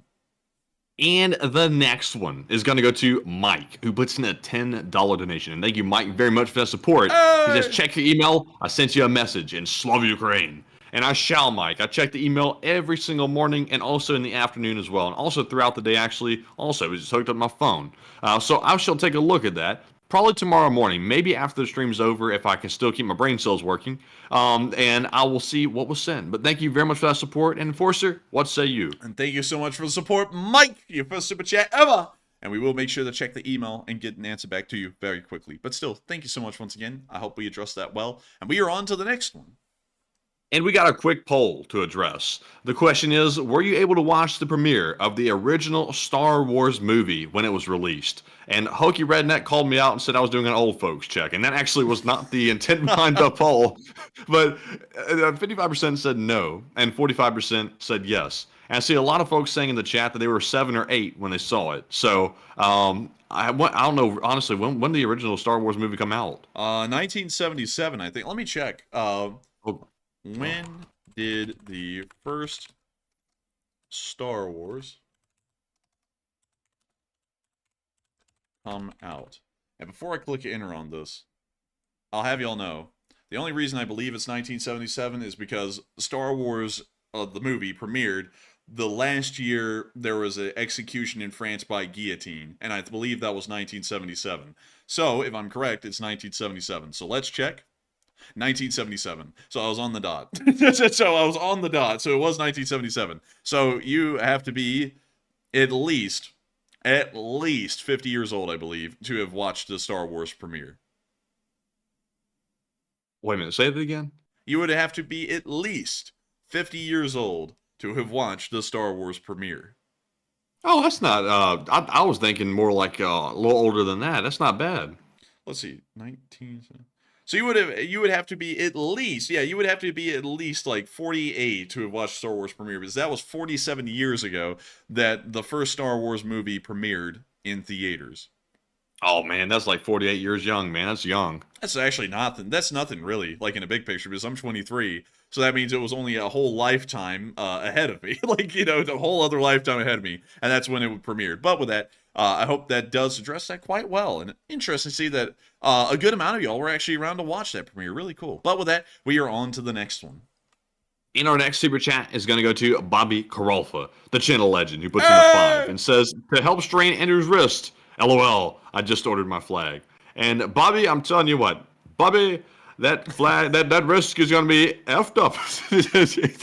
You've never seen nothing like it. That wrist is going to be hurting. But Forrester, what say you about that wrist? My wrist is going to be like one of those cartoon hands that gets hit with a hammer and is like pulsing with the heart, like it gets bigger and smaller. I'm going to be going, yeah, each time I sign by like the 900th flag. But still, thank you so much once again for the support and getting a flag. And thank you once again for helping this channel to keep on running. But with that, we are on to the next one. And the next one goes to Mark Drummond, who puts in a 5. And he says, hello from the Toon, Newcastle upon Tyne. And I love the channel, as does Molass, and Enforcer for President. And long live the LSA. And thank you so much for the support, and thank you for being from Newcastle upon Tyne, a town I wanted to see when we were in Britain, and we never got to see. The closest we got to Newcastle upon Tyne was the beautiful city of York, right down here. And then York didn't have a hotel, and then we drove to hell, aka Hull. Then we got a hotel there. Oh.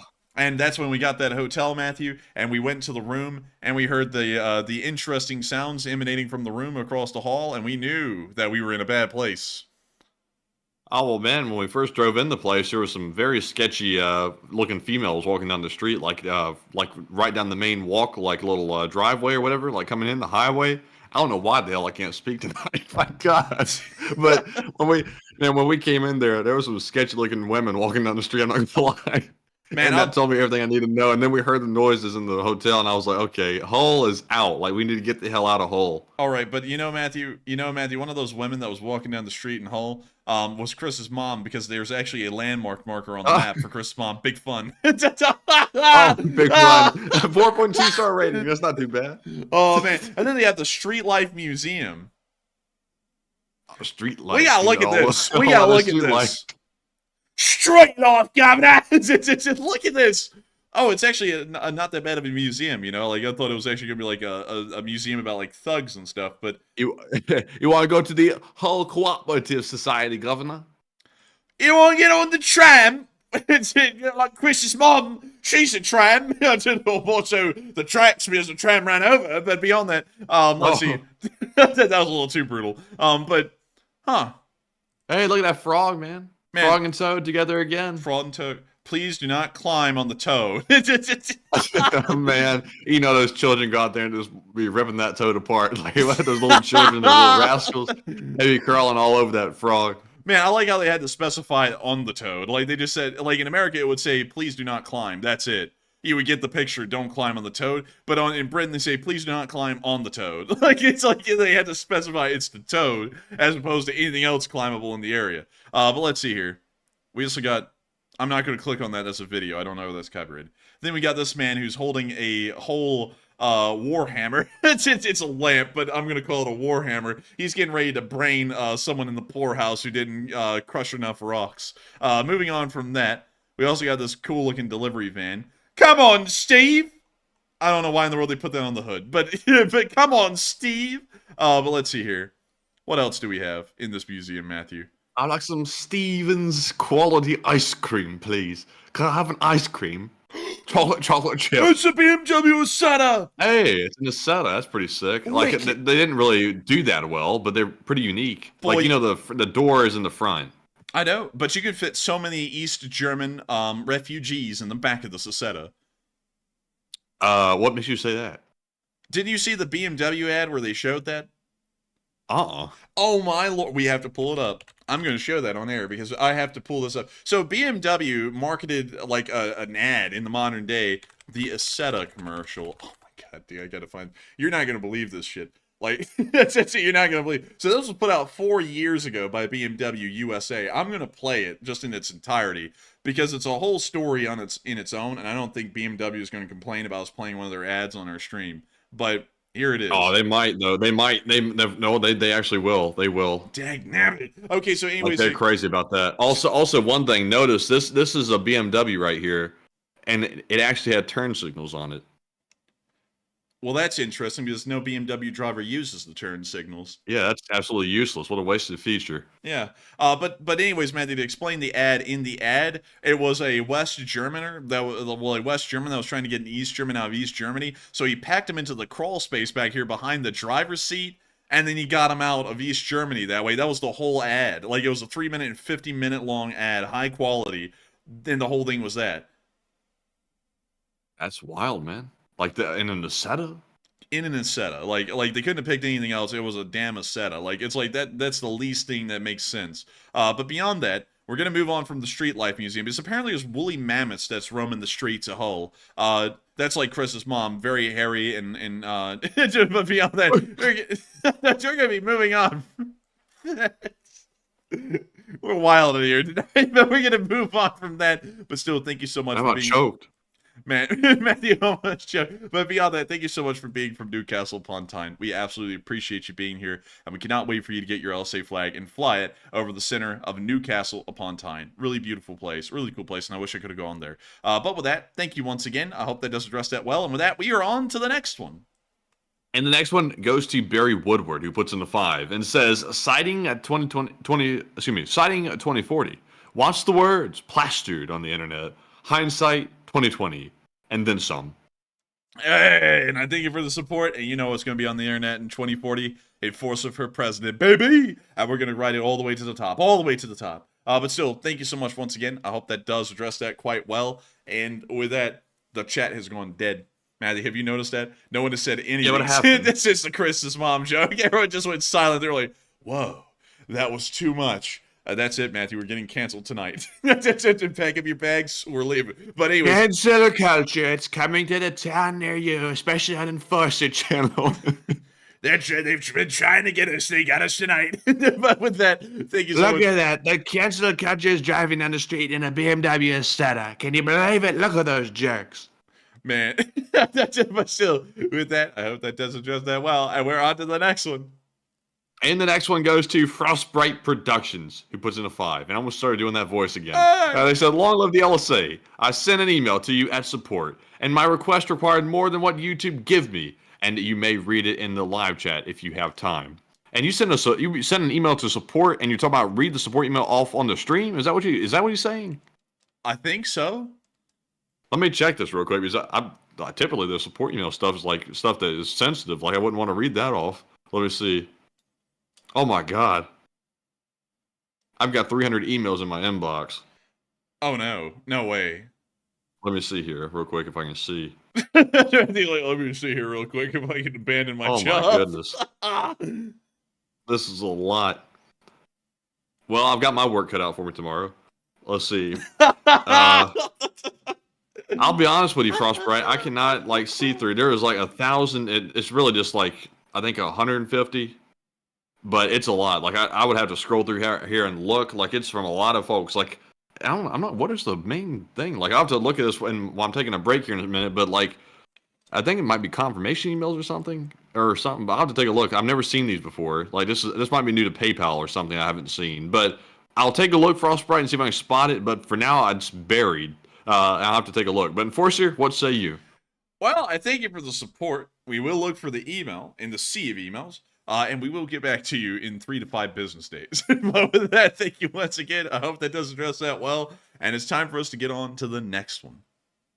And our next one goes to Aaron, who puts in a $50 donation. And thank you very much, Aaron, for that support. And I like that profile picture. Look at that profile picture out there. Ooh, it's the LSA flag. beautiful. And it's the good one with the gold eagle. We need to make a legit like file. Like you can download from the Shopify store over there on our website.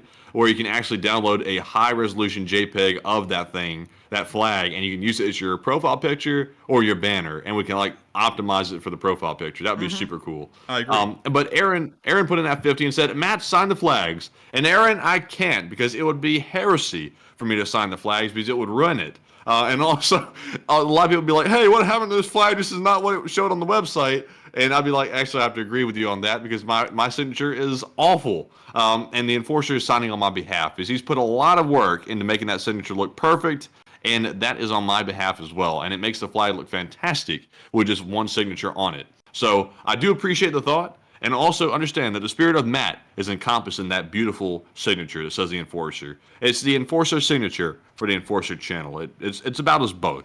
But thank you very much for that support. And Enforcer, what say you? And Aaron, I'm kidding, Aaron. But still, thank you for the massive support. And Matthew will not be signing the flags. It would be a logistical nightmare to have both of us sign them. It would take probably double the time, literally, to get all of these out. Also, on top of that, Matthew did not work on a signature. I worked on the signature. like my signature is literally Matt with it's got a like a swirl on the M, and the 2 T's are just 1 slash through it. And I mean, it's a signature. I will sign it on things, but it's not something that you'd want to look at for too long. You want to glance at it for that Medusa effect takes effect over your eyeballs and your brain goes numb. You want to look away quick.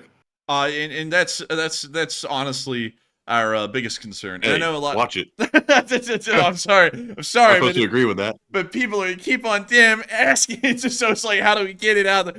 But the signature represents both of us. Matthew's signature is not that bad, but but mine took weeks to make. Like our handwriting is terrible, so this one took a lot of time to get the signature down and be like, that's the one we're going with, and we're doing one.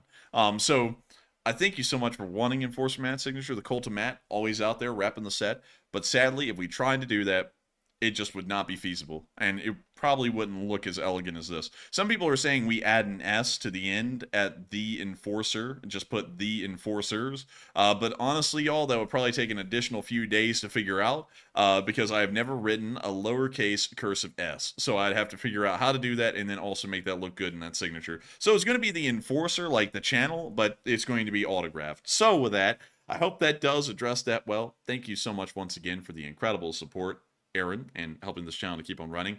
And I see some people asking, like Tom Charles, how many did you sign today? None. because we haven't we don't have them yet. We're waiting for everyone to put in their orders so that way we can make sure, because right now we have not reached the cap, and if we reach the cap, we're going to order the cap. And what we've told the manufacturer, and if it's below that, we're going to order the exact amount below. To be quite honest with y'all, it's going to be the cap because we're almost already at the cap right now. I mean, like right now, I think we are like not that many. We're somewhere in the neighborhood of 20 left, to be honest with you, because we just did 30 orders a moment ago, and we're about 20 left. Yeah, so they're going fast as hell. Like honestly, I thought we were going to be up to the date, like the 23rd or whatever day we were shutting it off. I thought that was going to be probably when we sold out of them or like the cap was reached, but it looks like it might be probably tomorrow evening.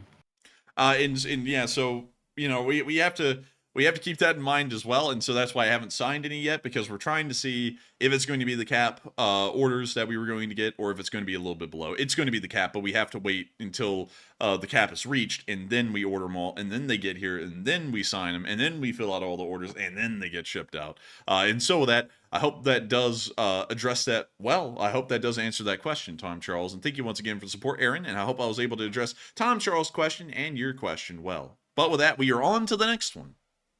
And the next one goes to Philip Fixes LSA, who puts in a $5 donation.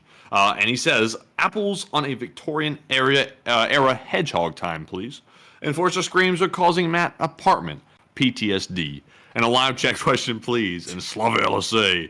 And it ain't causing me PTSD from the apartment, but whoever that lady was that lived next door to us has clearly got some PTSD, because I've never heard anybody go that berserk.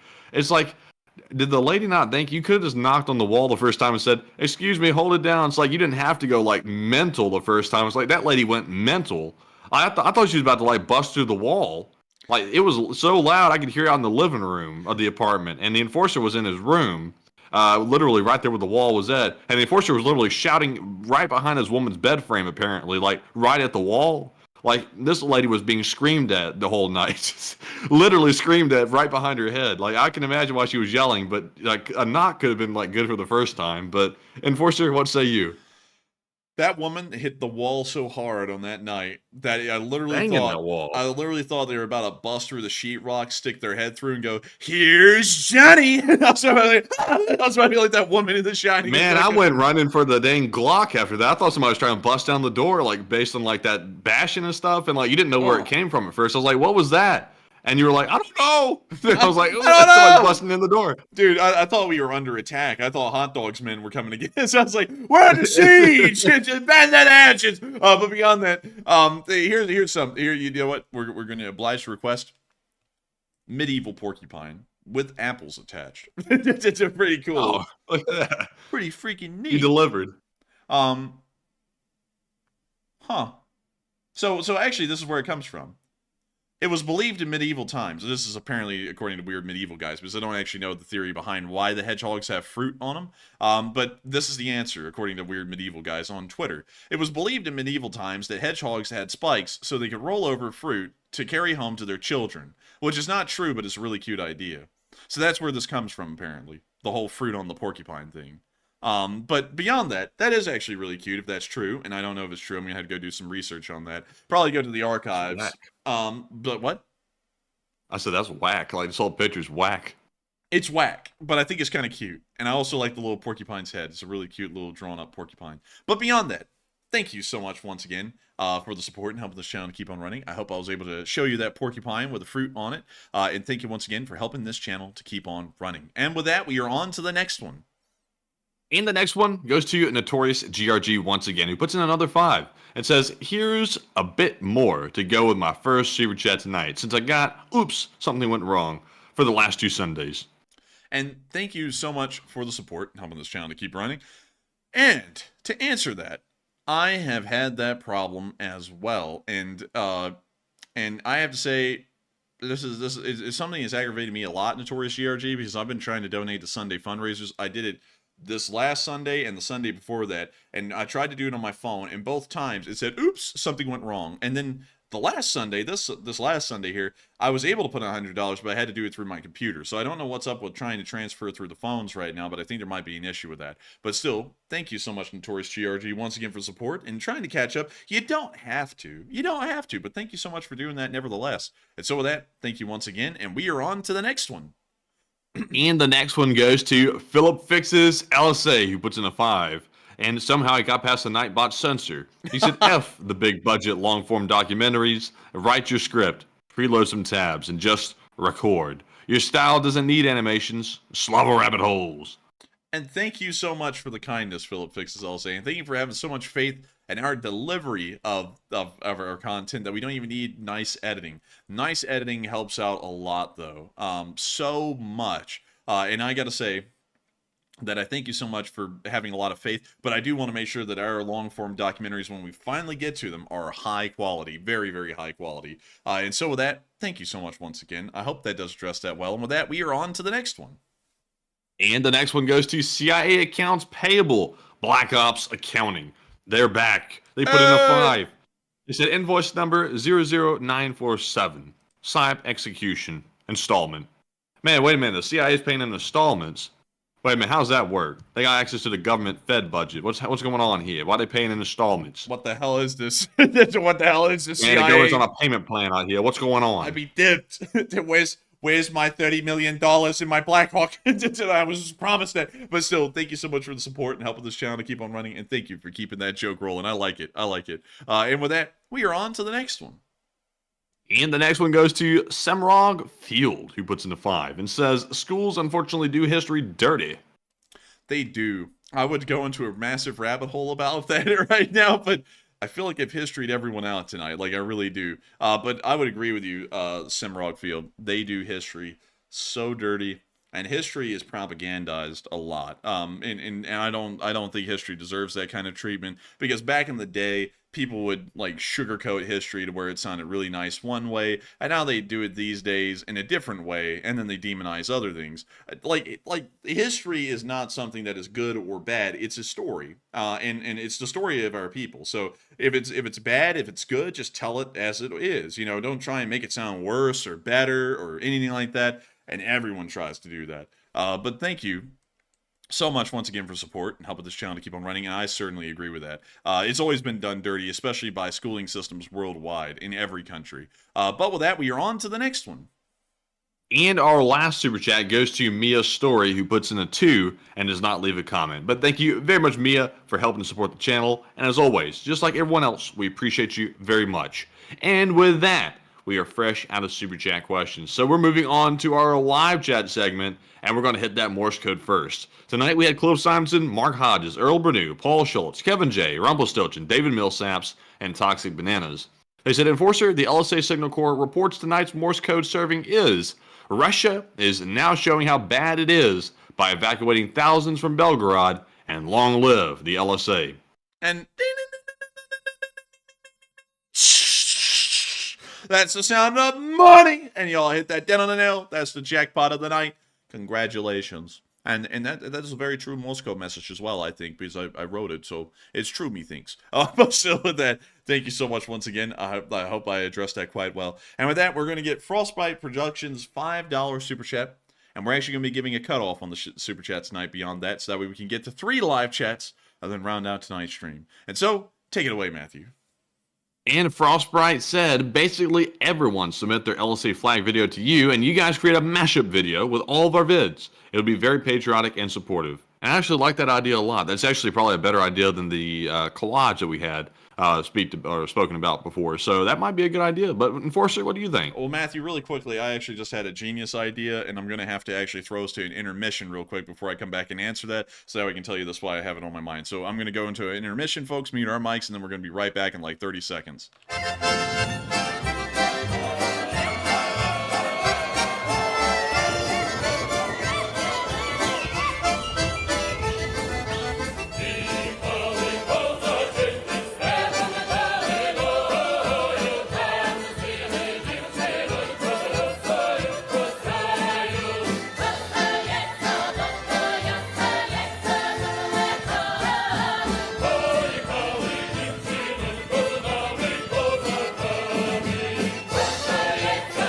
All right, we're back from intermission, everyone. I had to make sure to throw an idea to Matthew that was based off of that super chat. But thank you so much for the support, Frostbite Productions. And that would be a really cool thing to try and make a mashup video with everyone's videos. That would be really cool, especially if we could pull that off in a really nice looking way. And I think it would be very patriotic of the LSA and very supportive. And so with that, thank you so much once again for the support. I hope that does address that quite well. And also, I'm calling Cap. He took a break to eat a snack. No, I didn't. No, I didn't. No, I'm lying. Oh, man. Why would you lie on me like that? You did me dirty. You did me dirty. Oh, man. But beyond that, I also want to thank Death for Real for the $2 super chat. Thank you so much. And Death for Real say, who will win, Chris's mom or the marmot? Oh, Chris's mom is the mammoth.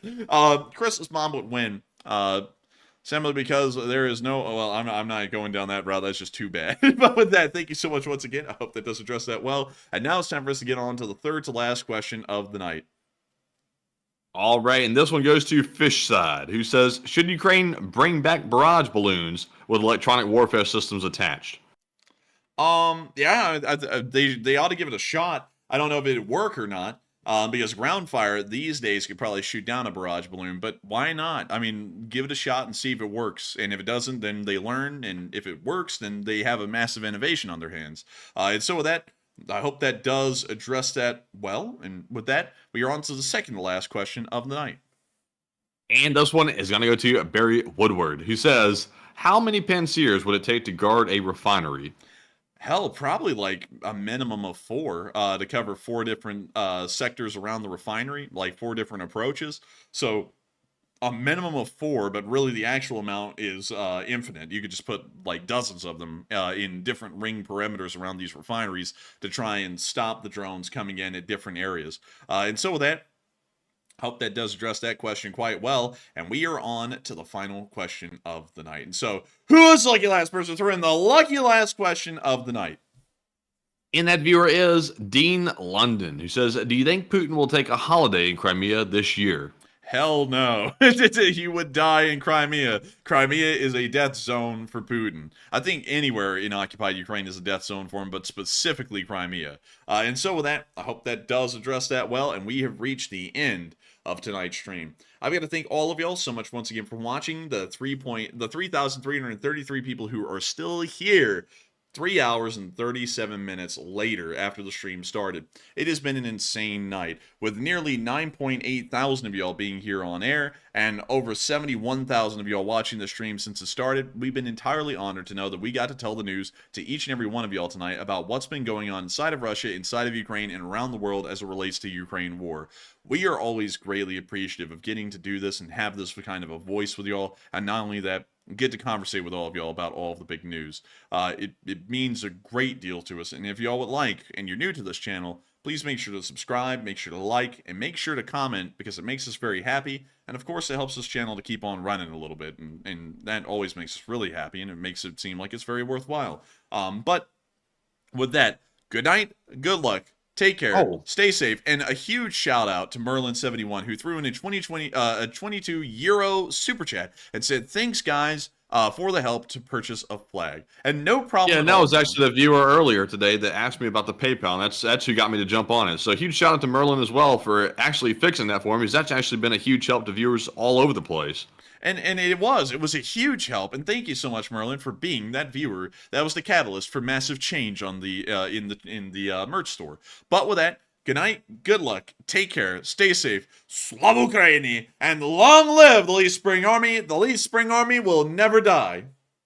And good night, folks. Thank you all for another great stream. Be sure to join Andrew tomorrow, the Enforcer, for the Daily Short War Summary midday, and also for our stream once again tomorrow night. And with that, Slava Ukraine, Heroam Slava, and good night. Get some rest.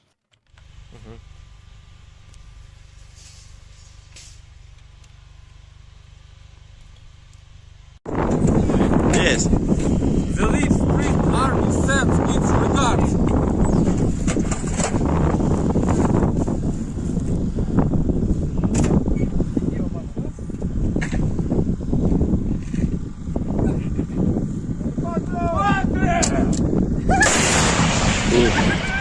Русский военный корабль. Предлагаю сложить оружие и сдаться.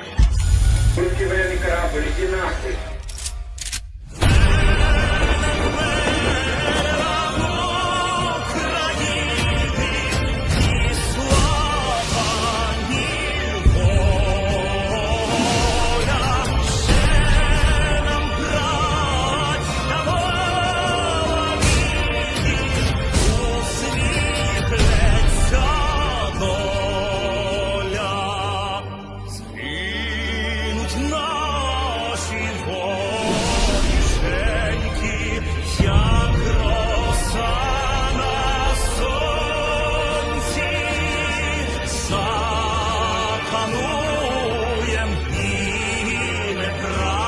життя.